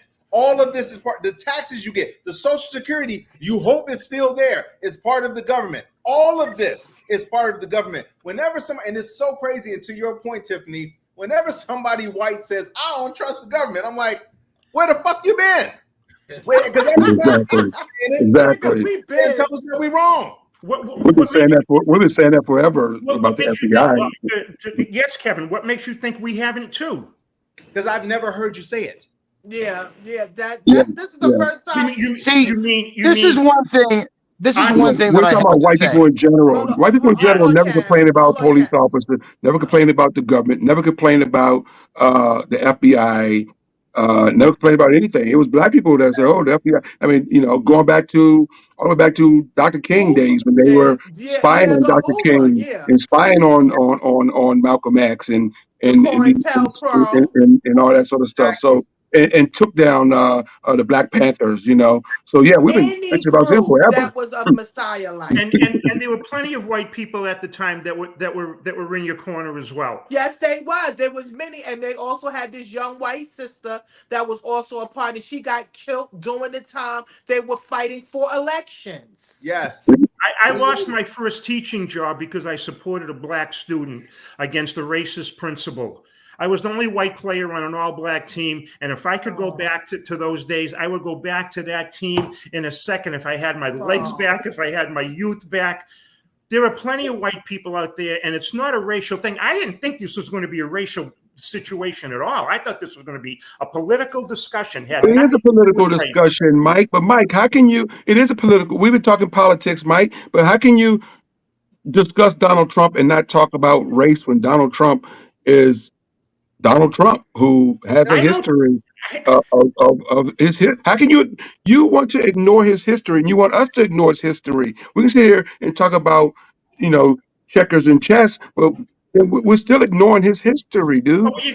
You want to do that? Fine. If it makes you uncomfortable, it makes you uncomfortable for us to say that Donald Trump is supported by a lot of his base, and I'm not saying you and Gary, but a lot of his base are racist people. Well, I have no use for racist people. The same way I have And I no use. believe you if you say that. But I have no use for somebody like Joe Biden who extols the life of a KKK leader Byrd. And when your candidate Kamala Harris called him a racist during the 2020 campaign, then she took the job with the racist. I literally. First of all, going to the Byrd thing real quickly, because everybody brings up that talking point. Senator Byrd was part of the Ku Klux Klan, and he tells his story. He was actually born in West Virginia to a father who was a grand wizard of the KKK. So obviously, from the moment he was in diapers, he was brought up in that world of being a KKK because his parents were deep into that system, right? And he was Well, he racist. was in But with everybody. he actually changed his. He actually later on in life uh, denounced the KKK, said he changed his ways and moved on. So same with George Wallace, who was a big time racist until he got shot and paralyzed, and then he changed his ways. So people can say they're sorry and change their ways. Malcolm X wasn't always Malcolm X. Malcolm Little was a pimp and a drug dealer too, right? So people do change their ways. So yeah, he had a background. Byrd had a background with the KKK. His father was the Grand Wizard, whatever the hell that means, but that's what his father was. He's raised from the moment he was a baby up till a teenager into that system. So yeah, but he did get out of the KKK and he did denounce the KKK. So when you see pictures of Hillary Clinton or Biden with Byrd, that was after he left the KKK. It wasn't while he was still a Klans member. So can I ask you this, Mike? Because you said you have no time for racists, right? I didn't say that. I said I really don't. Oh, no time for them. I know. Yes, you're right. Right. So let me ask you: would you call not renting apartments to black people racist? I would. That would sound like it's racist, right? I would have to say yes, and I know the story. I understand the story. I would say it was not a good thing to do.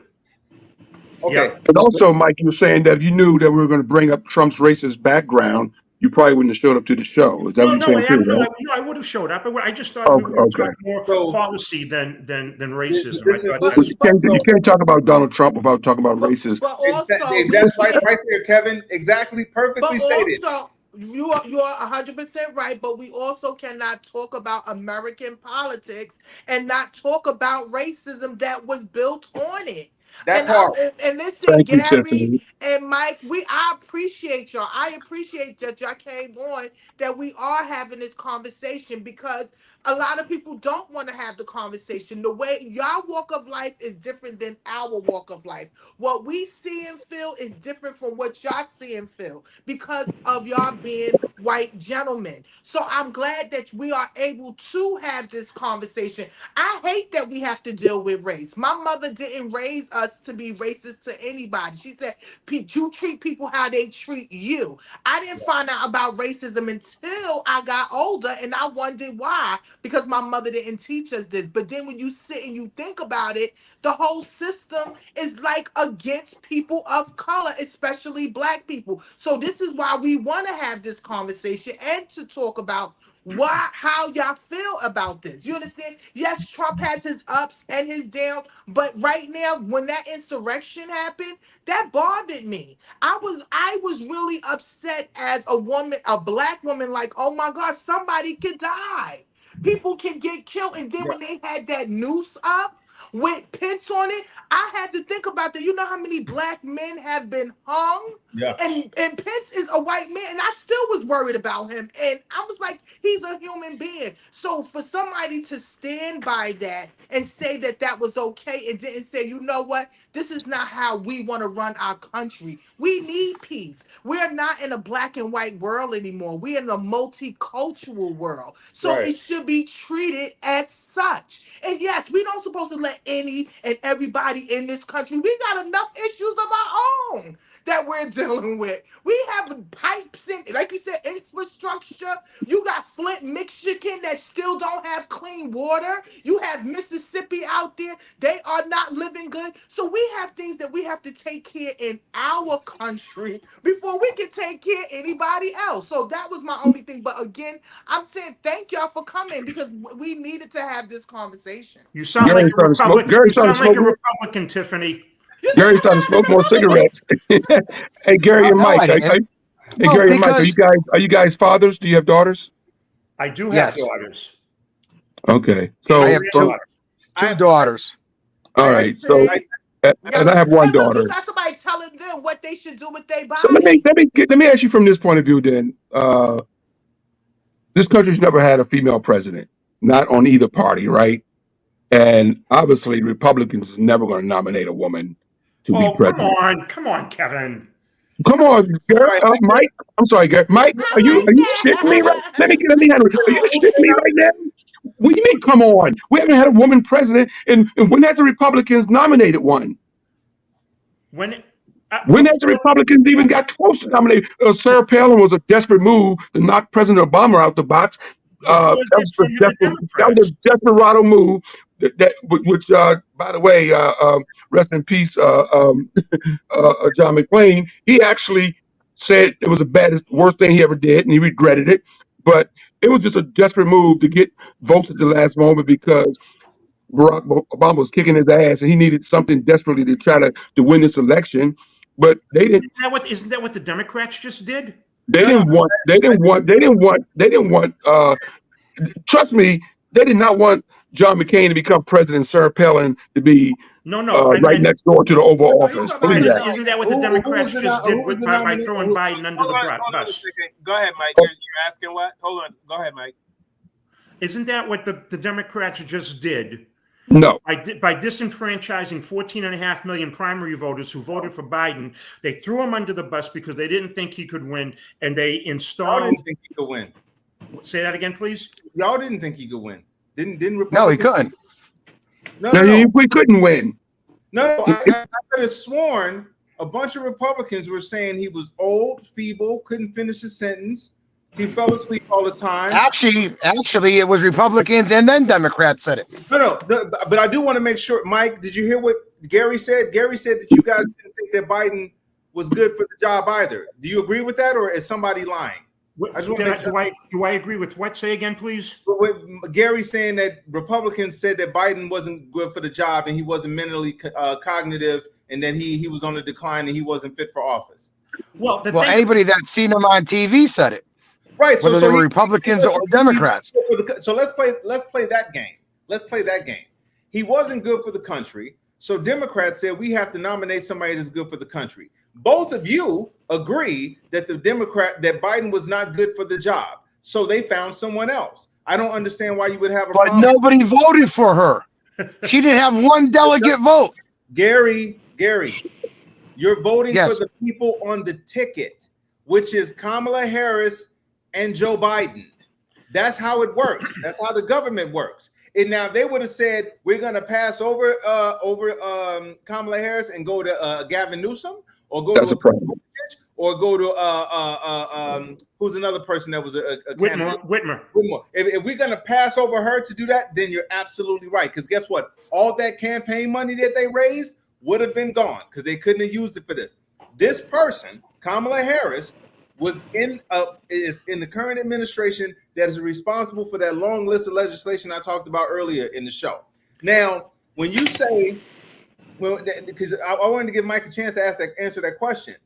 Which candidate did Republicans put forth, female, to be the president?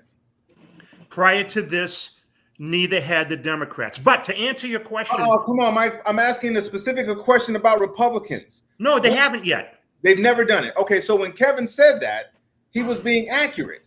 That they've never, no one's ever nominated a female. Actually, Democrats did it first with Hillary Clinton, but remember, Republicans have never done it, right? Correct. Okay, I just want to make sure. Wasn't Jody Ferraro? She was Jody Ferraro okay, go ahead. Who? Geraldine Ferraro. When she's a Democrat too, right? Oh, Geraldine Ferraro, yeah. She's a Democrat too. Okay, yeah, she was with Walter Mondale. Shirley Chisholm for the Democrats. My issue with the Democrats in this democratic process is that they screwed over Bernie with this superdelegate bull when Bernie should have been the nominee in 2016.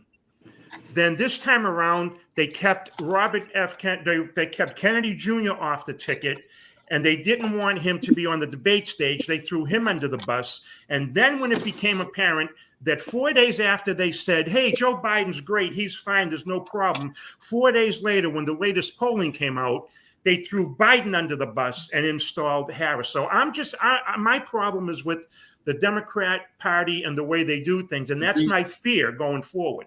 Do you know that RFK Jr. said that Trump was afraid to debate him? Or did that not happen? No, I'm sure people say lots of things during campaigns. No. Oh, okay. So now you mean like calling Biden a racist?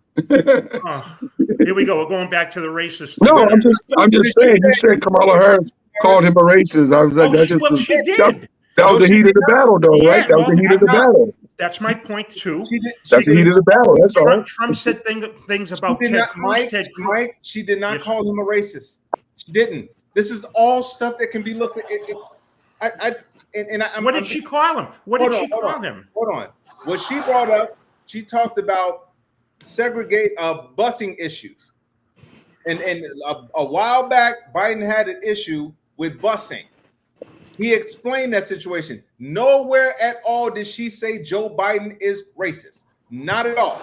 Not one time did she say that. If I find that, I'm going to email it to Kyle, and Kyle is going to email it to you. And you know what's funny, bro? Is I literally looked this up this morning because I was working on something else, and I literally looked this up because somebody else said the same thing.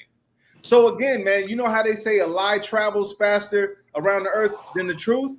That's what you find a lot of times with Trump supporters. Now, and when I say this, both of you gentlemen, I'm 1,000% sincere.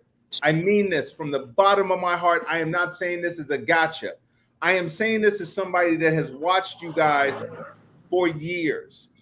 I have watched you guys excuse literally every single thing that dude does. I have never seen this in the history of this world. Yes, you have.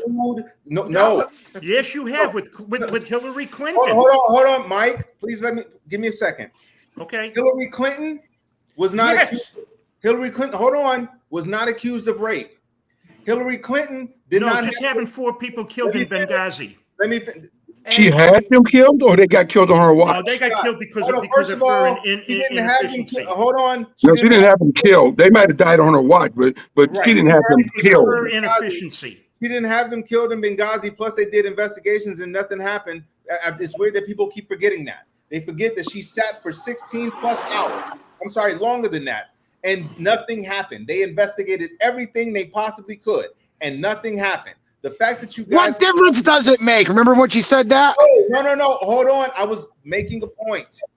The point is, Okay. you guys have excused every single thing that dude does.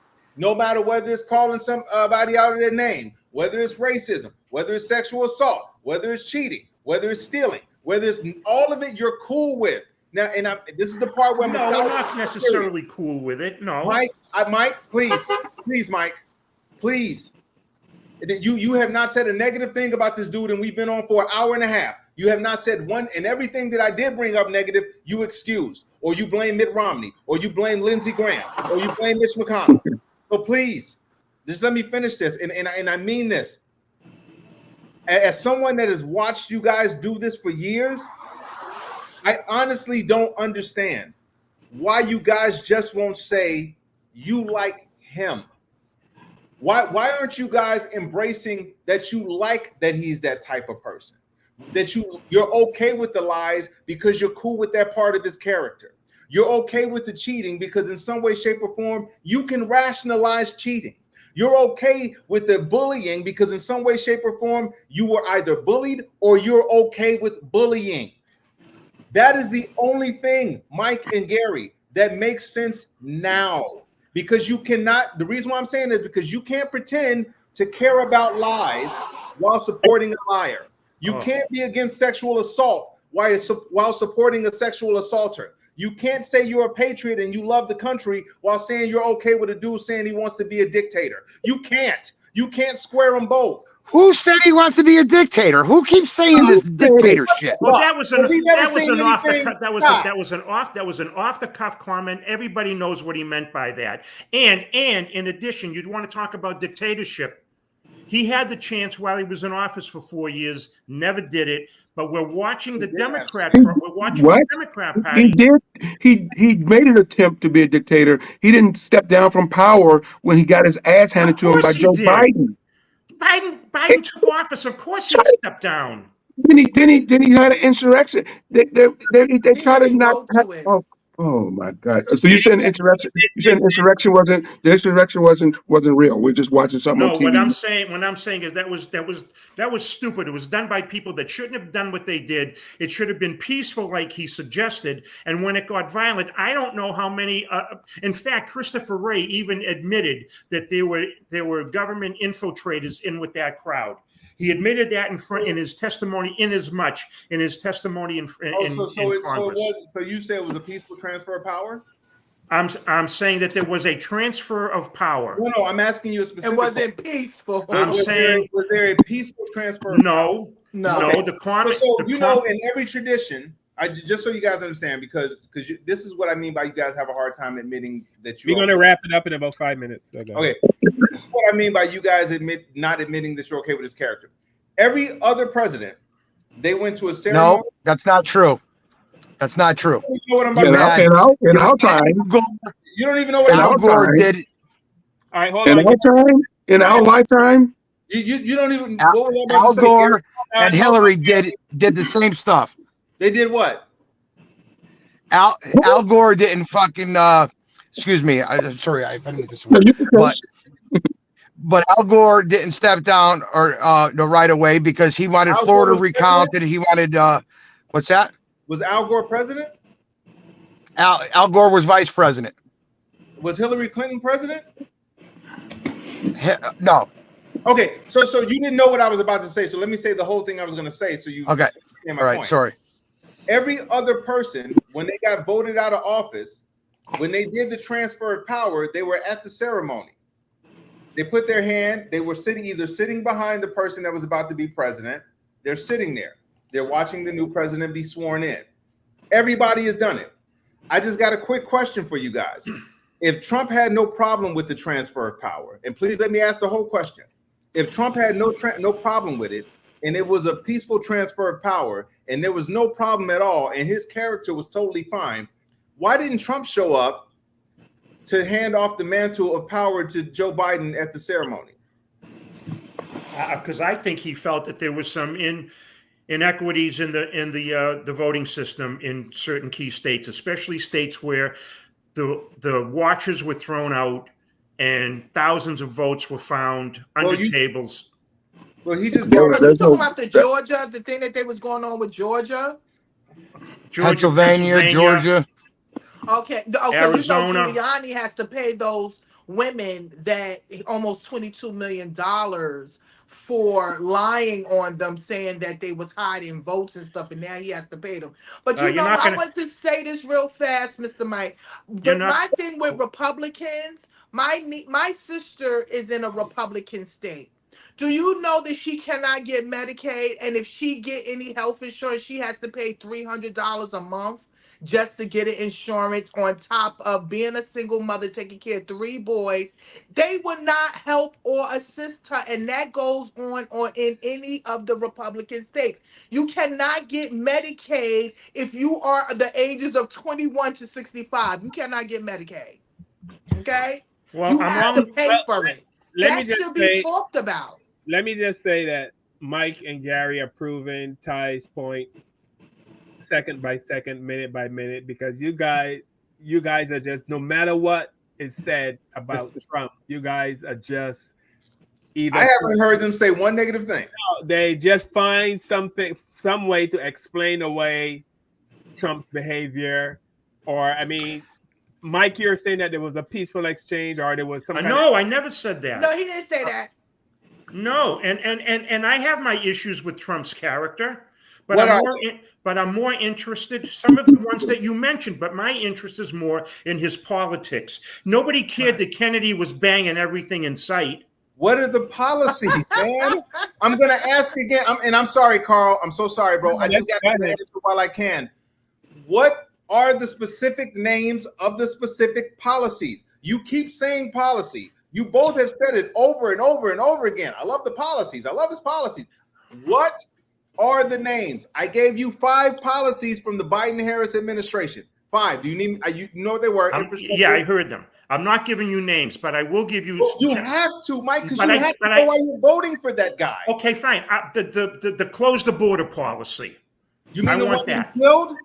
Say again, please. You mean the border deal that he killed because he needed something to run on? You mean that deal? No, the border deal that he killed because it wasn't the right deal, because it still allowed 5,000 a day in. Mike, there are elected officials that are in rooms that we are not in. They see the paperwork that we don't see. They look at all of it. All the Republicans. They approved the bill. You would have to say that 90% of Republicans are rhinos in order for you to go with what you're going with right now. You would have to say 90% of Republicans are rhinos because they killed that deal. I don't know where you got your numbers. Are you saying 90%? Say it again? Where did you get your numbers? Oh, dude, I'm going to tell you right now. Google Trump kills deal and Republicans blame him. And you'll see everything I need to see. I will check it out. There. Now, again, I'm going to ask you. Can I say one thing? Can I say one thing? Yes. We are all, us 6, we are, and I'm sure there's multi-millions of, we're all on the same page. We all want the same thing for the country. Some things might be a little different here and there, but we all want the same stuff. Okay. And I can't fathom for the life of me, okay, out of all the people that live in this country, these are the 2 fucking idiots that we have to fucking vote for. I don't think she's an idiot. I know she's not an idiot. I don't think. I think she's smarter than him, and she has more experience than him. Well, they're both okay. Whether she's an idiot or not an idiot, but these are 2 people that normally wouldn't be where they are. Why? She's the vice president. Wait a minute. She's the vice president of the United States. What do you mean she's not supposed to be where she's at? If Joe Biden, let me tell you something. If Joe Biden doesn't wake up in the morning, and I hope he does, but if he doesn't, guess who's going to be president by 5 o'clock tomorrow afternoon? No, listen, I understand that. But okay, she's when ready she to be president. walked off the stage, when she walked off the stage 4 years ago, okay, and then gave up the run for president, it's because she didn't have any delegates.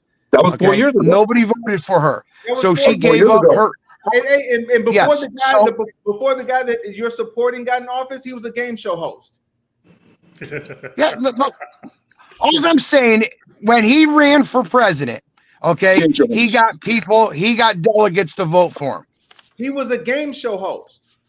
I'm not saying what And they Reagan did was an before actor. they ran. No.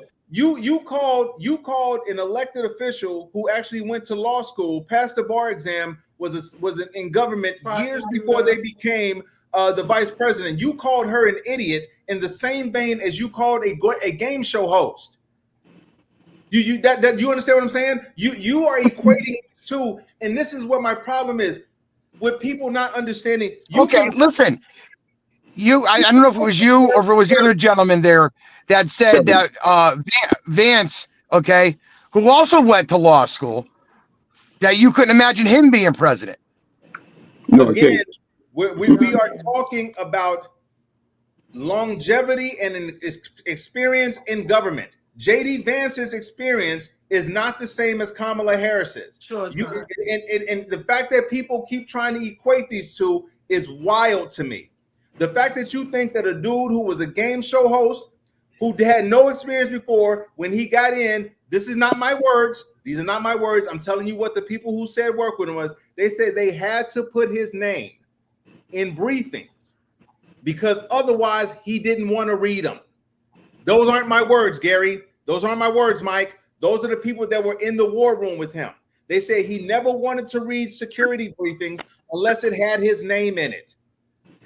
You had people that worked with him that called him an idiot. They called him a moron. They said he had the attention span of a 5th or 6th grader.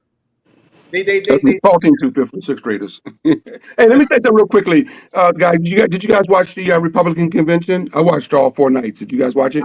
Not the Republic. I watched the DNC, not the. I watched everything. I watched every night of that. That was awesome. I'm asking Gary and Mike did they watch the convention? Because I watch it because I want to watch both sides. No, I didn't. Okay, there was only 2 people from the previous Trump administration that showed up to that thing to endorse him. First of all, George Bush didn't come. The only living Republican president and First Lady, George Bush's wife, Laura, they didn't show up to support him. None of his generals that worked under him showed up to support him. The only people that were there from his administration, guys, that the ones who aren't in prison or have, the only ones that are there to support him was Sir Huckabee, who told some story about Trump made her feel good because people were making fun of her looks, So she here's a guy who talks about everybody looks, made Sir Huckabee feel good about her looks. More power to him. But she was there to support him, and Ben Carson, who's probably lobbying for a job in the new administration if he gets there. I think Ben Carson's still in the job that he was in. Okay, well, Ben Carson was there, and I stand corrected that's the case, but Ben Carson was there, and Sir Huckabee. Well, actually, we have to say Dr. Ben Carson because he has a doctorate in I don't know what it is, but he's a brain surgeon. He's a brain surgeon. Okay. Yeah, I had his book. He had a great book. He has a great story. I don't know what happened to him, but he had a great story. But anyway, so Dr. Ben Carson was there. I'll give him his title, Dr. Ben Carson was there. That's it, though. So I got the joke, Kevin. No former presidents were there. There's only one living. Nobody was there from this guy's administration to go, hey, we're supporting a second term for this guy. You don't find that problematic? Like something's wrong with that. That nobody that worked with this guy is there supporting him. We got 2, his niece and his sister are voting for Kamala Harris. We have Republicans for Kamala. That's never happened before. We may have one person jump ship, throughout history, but never a bevy of Republicans speaking at the Democratic convention, coming out on national TV, making speeches about Trump. This has never happened before. You guys don't find something wrong with that? Trump is not fit for office. And going back to the tide, you guys can't tell us why you're really voting for him. And that's scary. We spent 2 hours telling you why we were voting for him. But none of it made any sense. I'm sorry. But maybe from our point of view, it doesn't make sense that you would want some.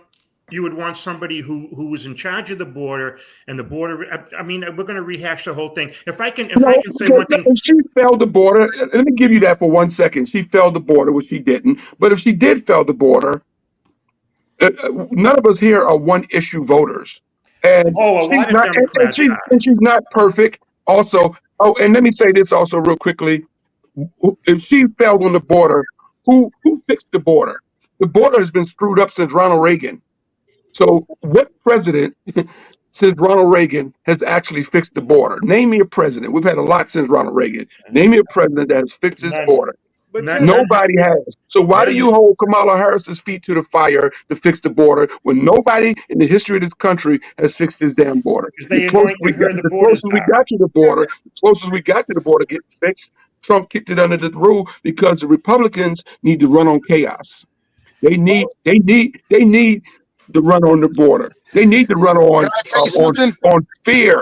fear tactics. They want people to be scared. I watched a Republican convention for 4 nights. All it was America's dark. America's bad. America, the people are coming here and killing everybody. And this is one of the best countries in the world, to be honest. And that's all I heard for 4 nights. There was nobody came out and had something.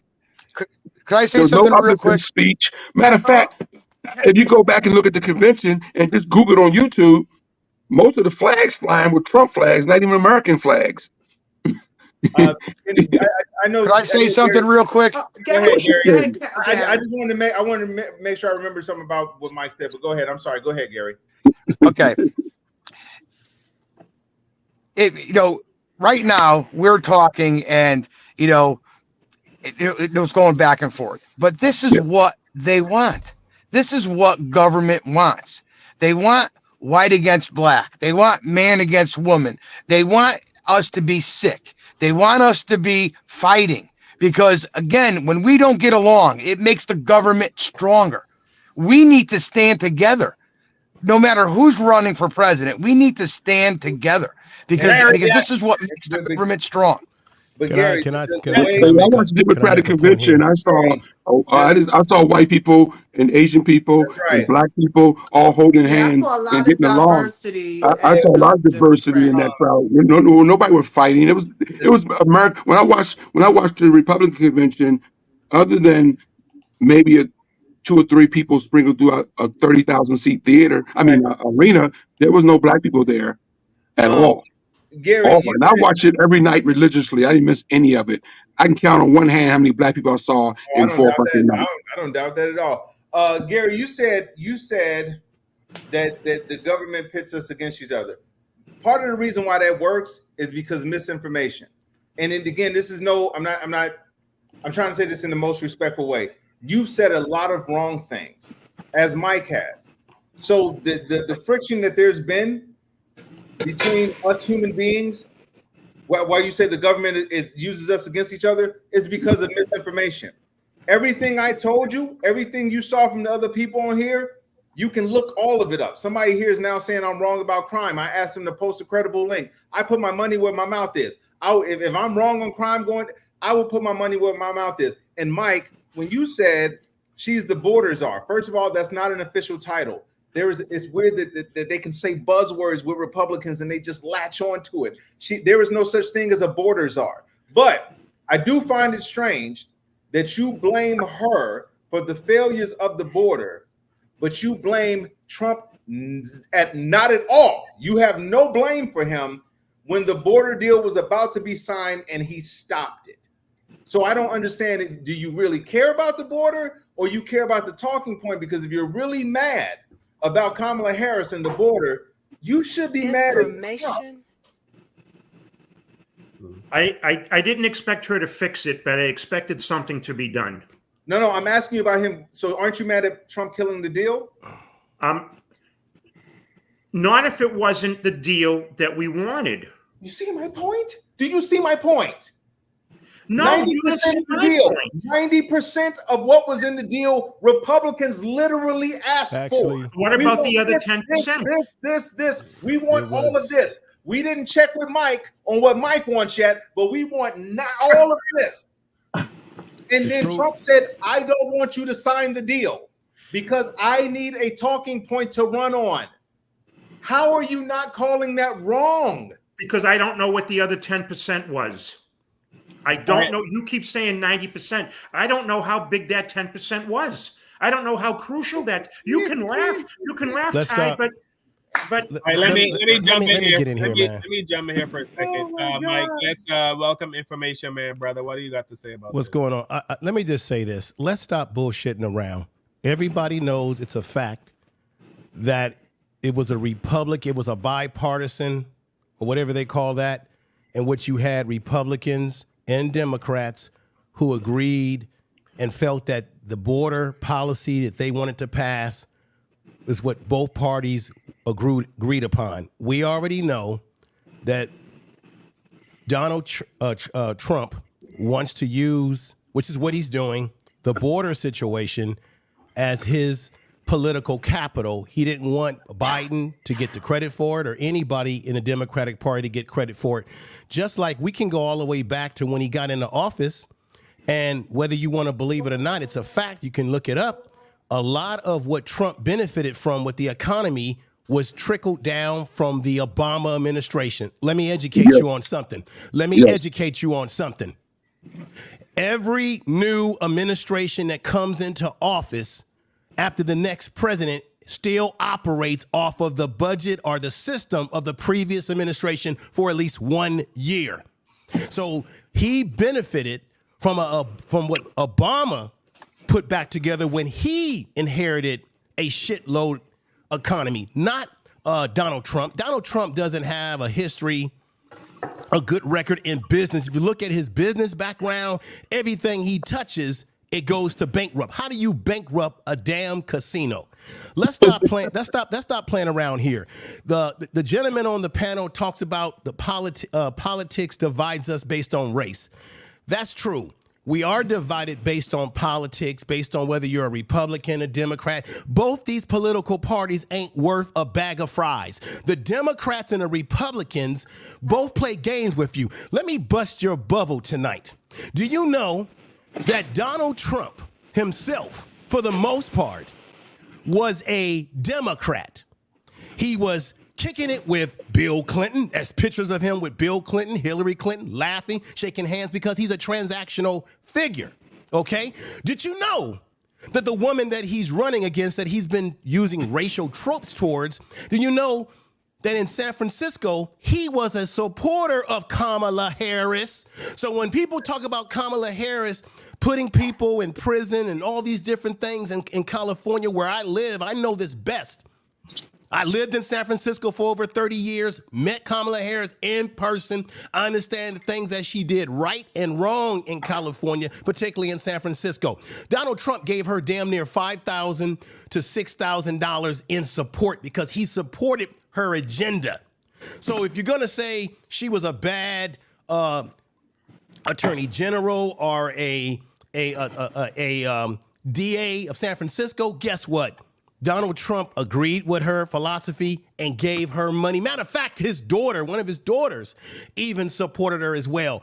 What I'm trying to say is that these politicians, they are playing us. They collaborate with each other all the time. How many of you on this panel have been to Washington, D.C., and you've gone to a fancy restaurant? If you go in some of these restaurants in the D.C. area, you will see Republicans and Democrats having steak together, drinking wine together, laughing and saying, hey, man, you didn't have to be so hard on me on CNN or Fox today. You know how it is. And then they cut the backroom deals behind the scene. I know this. I got family in D.C. I've seen this. So Donald Trump, he plays whatever he has to do. He's even been quoted as saying that he mostly supports Democrats and gave them mantle amounts of money. He changed to Republican, then he went back to Democrat, then he went to independent. If you look at his history, he has bounced back and forth and back and forth. Now, let me say this too.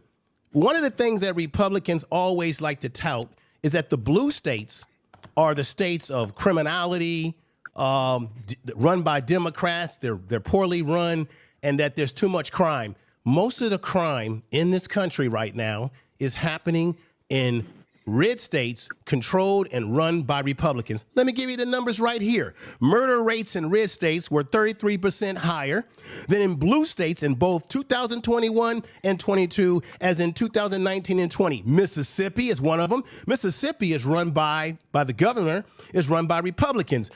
Look how screwed up Mississippi is with the water situation. They're trying to drive black people out of Jackson, which is the capital. Okay. You've got problems in Louisiana, Alabama. These are states that are primarily controlled by Republicans. So this myth that only blue states are poorly run when it comes to crime is bullshit. Republicans don't even take care of the states that they run. Most of the poorest states in this country are run by Republicans. Thank you, sir. Run by Republicans.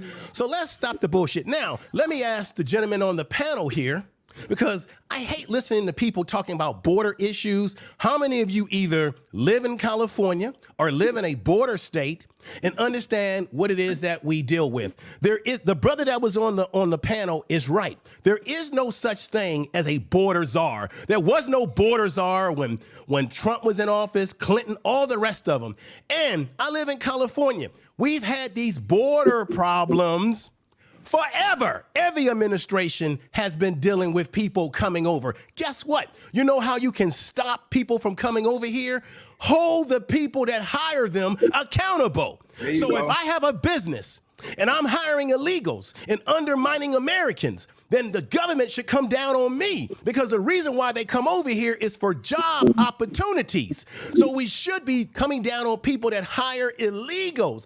However, I'll bust your bubble again. If we don't have a certain level of immigrants coming in from Mexico who work in the fields, because in California we have one of the biggest agricultural systems here. If you don't have some of these people coming in, guess what? It actually hurts our economy when you don't have people coming in working those low-level jobs, picking the vegetables and the fruits and what have you. So you have to have a little bit of people coming in to balance out our economy, because we know that Americans are not going to work in a field for low wages. Right. We might work for high wages, but we're not going to work in a potato field, a tomato field, or any of these fields. None of those fields. Thank you, sir. We're not going to work in any of those fields for low wages that they can pay the migrants or people who come over illegally or legally. So that's one of the things. The Republicans, in the time that they were in charge under Trump, guess what? Let me bust your bubble again. You know who is the main deporting president? It was Barack Obama. Obama deported more people than even Trump. Even though Trump wants to act like he's the deport president, no, it was Obama who was getting people out of here. So the bottom line is just this, and I'm going to drop my mic. The bottom line is this. Donald Trump is not talking any policy. He's not telling you what exactly he's going to do. And I got to be honest about Kamala Harris. She's given speeches. People are caught up in the honeymoon of her. But I really haven't heard any complete policy. I'm hearing little bits of what she wants to do, but we really need to separate these two people by their policy. And I'm going to say to black people specifically, because I'm a black man, we should never give our vote to anybody. No, I'm going to say what I'm going to say, sir. So no to you. No, I mean, that you're a black man. We should never. I don't have time for your games, brother. I'm the wrong person to F with on these YouTube streets. This is information, man. You better ask somebody who I am and what my reputation is. So don't play with me. All I'm about to say here is I drop this mic. All I'm about to say is that Kamala Harris, she's given us little bits and pieces of what she wants to do. But as a black person in America, I need a black agenda, because everybody knows this, that when it comes to the Democratic Party, black people still remain their most loyal and most biggest voting bloc. When Biden got in last time, black women voted him in at 93% because they were very caught up in the symbolism of Kamala Harris being on his ticket. Right. And black men voted for her or voted for them at 83%, right? So we need a black agenda. You should not vote for anybody. This is for anybody on this panel. You shouldn't vote for anybody who doesn't tell you what they're going to do for you or your community. What we have gotten from both Kamala and Trump is that either one of these individuals have actually told black people what we're going to get for our vote, even though they're both trying to do what? Pander to us. Donald Trump went to the MAB to pander to black people, but it went bad for him because he can't keep the racist ideologies and thoughts that come out of his mind that he's been engaging in ever since going back from the 1970s to 2020. I got the whole record on Donald Trump's racism, going back to what he did with the housing discrimination, the racism that was going on within his casino. Central Park 5. Thank you. And they have said themselves that they find him partially responsible for what happened to them. Donald Trump has engaged in a lot of shady business over the years. And what he's doing and the Republicans are doing is they're getting caught up in race and all this other tropes, but they're not talking policy. They never tell you policy. And that's what we need. We need policy. What are you going to do for us? Not what you are just saying to try to create, drama. And that's the problem with Trump. And another thing, too, since Joe Biden has dropped out of this race, you notice the person who looks old and feeble and losing their marbles. I work in mental health, so I know what's wrong with Trump. He's old. He's getting feeble. He's saying words incorrectly. He's slurring his statements. Trump is the one who looks like Biden now. He looks old. He looks worn out. And I'm sorry, as a person that loves music, Trump needs new material. His album is not hitting, baby. He needs to get back in the studio and cut a better album because his material, it stinks right now. And I thank you for listening to all that I've said tonight. Thank you. All right, Mr. Man. We'll get that black agenda for you. We got to wrap it up. Before we go, Gary or Mike, do you guys have anything to say since you guys are our guests? And you guys, I really want to thank you guys for coming on. I mean, I hope you didn't feel like we piled on top of you. I really tried really hard to get more conservative voices on this show. I asked about 20 to 30 people, and these are 20 to 30 people who are on Facebook or Instagram, and they're putting all this negative stuff about Kamala and the Democratic Party. When it comes time to actually talking, you know what I mean, coming on it, they all just ran. Nobody wanted nothing to do with. I literally might be even more like I even created a group that had like 40 Republican, and I message all of them and say, hey, the show is Sunday. I see you guys don't like Kamala. They're putting up pictures of Kamala with devil horns, and she's the worst thing for America. And all this so I said, would you like to come on? And so I'm sorry, you two are the only two that accepted. And I appreciate it. I like it. Hey, Carl. Yes. Carl, remember when we had our cable show in New Branford? Yes. And it wasn't even political. How hard was it to find guests? You mean people like to feel safe behind the keyboard, but they don't want to see, but they don't want to talk in person. Bro, we couldn't find guests for that show either. I will. For one, I want to say thank you for having me, Carl, and I appreciate you guys letting me rant and do this. It's a pleasure, brother. Thanks for bringing the heat. We appreciate you, man. Needed that. I appreciate you, too, bro. Thanks for taking some of the weight off my shoulders, man. Oh, man, it's cool. I will say this really quick, and I mean this sincerely to Gary and Mike, and just hear me out, man, for 30 seconds, you guys. I know sometimes this dude has made y'all feel like it's a team sport, like it's like you get a jersey or something like that. The only person, and I promise you this, Gary, I promise you this, Mike, the only people that will benefit from that dude getting back in will be him. That's it. And I'm saying this to you because I can tell that both of y'all are ingrained in this mindset of supporting him. And I'm telling you, you think that it's just going to be an election? You think it's just going to be that? No, they want to pass laws that's going to screw you over as the poor and middle class. It's going to screw over women in your life. It's going to screw over anybody in your life that is not part of that thing. If you don't believe me, I am begging you both. Go talk to some other people. Get out of that echo chamber of Newsmax, OWN, and Fox. Please talk to some other people.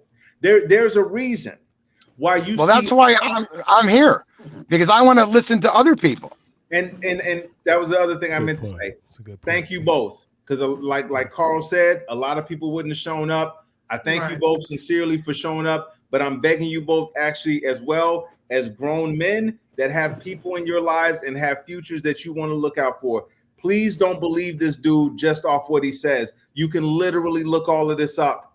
You can look at all of it. And I don't want y'all to get into a situation where you go vote for somebody and then you realize you voted against your own interests. I've seen it tons of times, and those people regret it, and they have a hard time admitting that they shot themselves in the foot. That's all I'm saying. And that's for everyone. Well, no matter who we vote for, okay, and whatever policies that they're pushing, we have to make sure that the reason why we're voting for them, that they do the policies, that they ran on, okay, that we vote for them for. And that's what happens is, and it's been happening. It doesn't matter, Democrat and Republican, which I even hate those two words, because I don't believe there should be two parties. I believe the two best people in the country should be running, and they shouldn't have a Democratic symbol behind them or Republican symbol behind them. And we vote on who the person is and what they're going to do. But that's part of. But that's what I'm saying. It's it's the government is against us. Right. But that's part of the game, sir. If you're familiar with Dick Gregory, and God may he rest in peace. I was just talking about him today. I was just talking about him today. Okay. Remember, Dick Gregory said the thing that's crazy about our system in America, or any system for that matter, is that we don't select who's the president. They're picked for us. We simply vote. We don't select them. And that's why I'm saying, what's one of the symbols in America that they hold very dearly? It's the symbol of the eagle, right? It's a bird. And what's on that bird? The bird has wings, one left and one right. But the thing that we need to understand as everyday working class people is that they're both from the same bird. Is working, right? They're both working, like I said about how these guys cut deals. They're both working for themselves, because whether it's a Democrat or Republican, at the end of the day, you know who are the only people, sir, that actually get their agenda met? It's the corporations, the billionaires, the people who have the money to give them big donorship. And then they're the ones who have access to the White House. We don't get access, sir. Okay. Another thing I want to say is how we also got screwed. Right, we got to wrap it up. I got to be honest. I'll just say this, Carl. I'm sorry to take up the time. No. Remember, we have to be honest. Remember Donald Trump, and I hated that he did this. Remember, he gave permanent tax cuts to the rich and the corporations, including himself. But he did not give permanent cuts to working class people. Now, they might have given us a little funky $1,200 because we were going through the COVID and all that sort of shit like that. Great. That's a one-time little hit that money that we got. But we don't, as everyday working class people, middle class people, we're not getting a permanent tax cut. And I think that when Trump did that, I'm very shocked that the people that support him, that live in the South and various parts around this country who are working class people, that they would go for that and also support this guy. And remember, this guy has never worked a hard day of his life. He's a silver spoon, a gold spoon kid. He inherited his money from his father, Fred Trump, because his father was a big, tycoon in terms of building things. Trump has always had nothing but privilege all his life. So how can he actually, it's funny how the people who support Trump has nothing in common with you whatsoever. Matter of fact, what's crazy about it is Trump is a Northerner. I thought Southerners can't stand the Northerners, the Yankees, as you called them. It doesn't make any sense. I'm going to end there.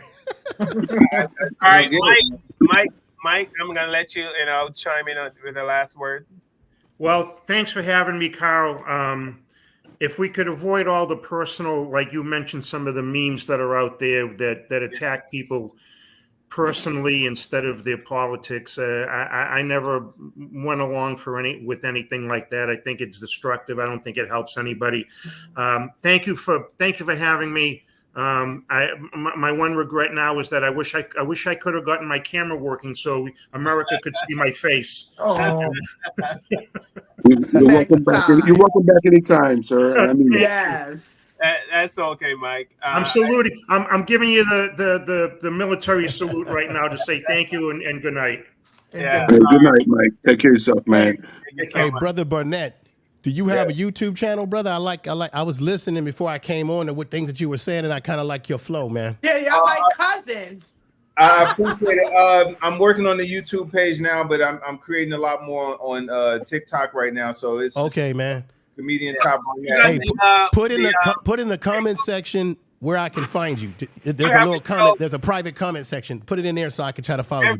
Every Thursday on Facebook, he's got Critical Thinking with another partner. Well, that's right. I like to check them out.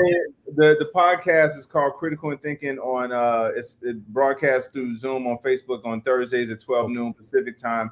But you can stream it on iTunes and all stuff. But as far as individual stuff, like I said, I'm sending you this right now. It's just comedian Ty Barnett on TikTok. Okay, cool, man. And I'm building. Ty, you not following me on TikTok, bro? What's wrong with you, man? Are you? Wait, did you find me or no? Me, Kevin Lee. Did you reach out to me, Kevin? I think I did, bro. Yeah. Okay, wait. Send it again, and then I'll add you today. Okay, good. Where are you from, Ty? Chicago originally. Chicago? No. Where are you now? I'm in Los Angeles. Well, the suburbs of Los Angeles. Cool, okay. Man. So we never worked together? I don't think so, bro. I would remember it. I don't get on. I don't get over to the East Coast as much as I want to, but when I come through there, we should link up. Carl, who was the other gentleman that you used to have on that was the New York cop? Oh, I know who you're talking about. I know you're talking about Eddie Clark. Oh, Eddie Clark, yeah. Yes. Yeah. Oh, you mistaken Eddie Clark for Ty? I can't see well because I'm on my phone. There it is. It happens every time. Dude, he looks nothing like Eddie Clark. I can't see. I don't care. Look, I gotta take care of and I'm in the dark over here. All right, Ty. Thanks for coming on. Information, man. Cool. Thank you so much. Y'all get in touch. Kevin, hit me up. Hey, bro. I got you, man. Man, I hope you and Ty connect, brother. You guys would be great together. Most definitely. I'll definitely try to connect with him. Yeah. Hey, Carl. I'll just say this, man. I know I came on strong tonight, but keep doing this. Keep having other people on who have different perspectives, because that's actually better, than just having an echo chamber. It's good to talk to people who have different perspectives and have a cordial debate, on our differences, and maybe find where we are, that we are the same. You know what I'm saying? Hey, Information Man, do you have trouble getting have you had black conservatives on your show? Because we've been trying to get black conservatives to come on our show. They've been turning us down. I've had when I first started doing YouTube, I used to have a lot of panels. I did a lot of panels, and I had people who had you couldn't believe it. I had people who had all kind of thoughts. But I got somebody for y'all that would be great to be on y'all show. And he has a YouTube channel. I'm gonna get in contact with him. He's a big Trump supporter. He's a brother. He's a conservative, but he's a reasonable kind of dude. Meaning, right. We've been trying to get a black conservative on, and all the guys I've been reaching out to. His name is Maurice Mo. His name, we call him Mo on YouTube, and I'll get in contact with him and connect him with you guys. I think he would love to come up and have the conversation with y'all, because that's what he does on his channel anyway. So that sounds great. But young Tiffany, it's good to see you, sister. It's good to see you. Looking good as always. Thank you. I'm gonna drop off so y'all can end y'all show properly. But take care. All right, peace. Good seeing you, man. Thanks for popping in. Appreciate you. See you later. All right, Gary. We talk later. Gary, thank you, man. Gary, nice meeting you, bro. Take care, buddy. Right. Nice meeting you too. All right, Gary. Bye. Bye. Thank you. All right, Carl. Thank you. Yeah, we'll talk later, Gary. I just want to say to you, Carl, that Dr. Cornel West, I just want to make Carl hair stand up like Don King. Dr. Cornel West has now endorsed Donald Trump. What? Yes. You're not playing, no guy. I'm not doing this with you. I'm not playing. Dr. Cornel West has suspended his campaign, and he's endorsing Donald Trump. I need the smoogle Google this because you thought this Yeah, is too yeah. much. Kevin, I love That. you, and I believe everything you say, but I I Yeah, you gotta gotta Google it. Google Google this. it. Google it. Google it. I wouldn't lie on our show. I wouldn't lie on Dr. Cornel West either. Well, That's what I read. here's some more breaking news. Rap legend Scarface is back in the ICU. I don't know Yeah, I who. saw that a minute ago. Yeah. Yeah. Back in the ICU. Yeah, he's been sick all day. Something happened. I don't know what it is, but yeah. Damn, Scarface. Man, hope he get through this. Damn. We're losing too many rappers, man. Before they turn 60. It's crazy. Well, he's still here, but hopefully he'll get through this. Yeah, check out the Cornel West thing. I'm looking. I'm trying to see if it says endorse. It is say. Cornel West, come on, bro. We are so. That's why we gotta get some black conservatives on the show, man, because these guys are killing me, man. Cornel West, not Cornel West, man. I saw that today, Carl, and the person I saw it, I was going to send it to. I saw it online today. It Come says up Cornel here, West. call. It literally broke my heart to I hear saw that. it online today. I saw it online that Cornel West is supporting Donald Trump. I saw it on two different things, so I don't know if it's true. I haven't talked to I him, don't know but if it's true because it's not coming up. you can go to his webpage and then later, your own time. We'll find it out. It'll come out. But yeah, I saw it today. Oh, a matter of fact, I don't think I screenshot it, but I did see it online. I was on Are you I was sure that online wasn't today. one of those news shows like that fake, like The Onion or something like that? Or? No, not at all, man. No, I don't look at that crap, man. Everything I look at is basically legit, man. I had it. Where's it at? Where's my phone? I was just on my phone. I lost my phone, but no, I saw it today that Cornel West is dropping out the race and he's endorsing Donald Trump. That's what I saw. I'm going to his website Took to me to a, see took, if he took me put it for a up. loop. Took me for a big loop. Not even gonna lie to you. He didn't. He didn't. Wait a minute. He didn't put nothing up. Okay, hold on for a second. Let me get my phone. Cause I'm looking. Cause I mean, for real, he might as well just endorse himself. Like just don't endorse nobody. If you want to endorse somebody, endorse Kamala. But Yeah, I have it here, man, because I was saving it. Let me see if I can find it real quickly. Before I get off the that would have been on trending. That would have been the show. trending. Well, I think I saw it on X. That's why I was going to see if I can find where I saw that. And before we let me pull up my Yeah, cause y'all got me up here for 2 hours and You a know, half. we're still live. Do you guys realize we're still live? we're Yes, still we're still live. We're still I live. know we're still live. Sorry. Hey, I'm sorry, everybody. I'm sorry. We're still live. Paul didn't even say end the show, I nothing. totally forgot. Yeah. I totally. I know the show was over. Well, Hey, Paul, can look, you properly end the show? okay, let me end the show. Hey, thanks to everyone for watching the show. Thanks to Ollie for chiming in. Donna, because Donna just commented about Trump being gay. Donna said, didn't he call Trump a gangster? I'm like, how did Donna know what we're talking about? And then I realized we're still live. So thanks, Donna, Scooby D too. Thank you so much. Oh my God. Shout out Information to the Man. haters Thank that's you not for going to get checking in, on brother. here. As always, please check out the Information Man show. Also, please check out Ty Barnett. He has a show every Thursday on Facebook. It's called Critical Yeah, Ty Thinking. was good. It's on at 12 p.m. Pacific, which is 3 p.m. Eastern. So if you're on Facebook, please friend or subscribe to Ty Barnett's Critical Thinking podcast. It's very good. Trust me. I the only reason I had Ty on because I know he would bring the heat.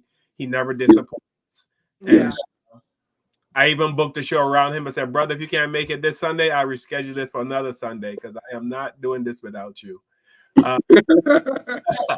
Jeff Short, thank you very much for checking in from Mississippi. Brother Nicole Coates, thank you. Hey, I know, highly favored. Thank you so much, sister. There was so many comments on today's show.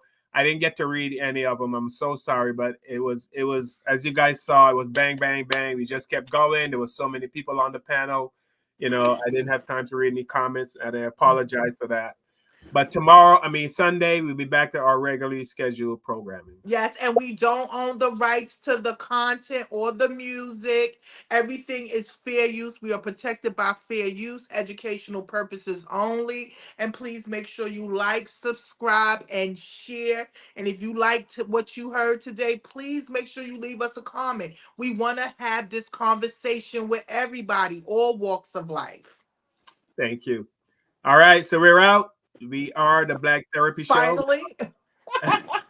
We're not actual therapists, only Kevin. Other than that, we're all just regular people. All right, we love you. We love you. We love you. We love you. You guys take care. Take care. Kevin, is your mom okay? I didn't see Mama Lee tonight, so I hope. Well, she was a good show. Yeah, she's okay. I haven't talked to her, but yeah, I'm sure she is. All right. Sunday, she might be in church. 9:30 at night. Mama better. She in church at She 9:30 lives at night. she lives in Arizona. It's early out there. Oh, oops.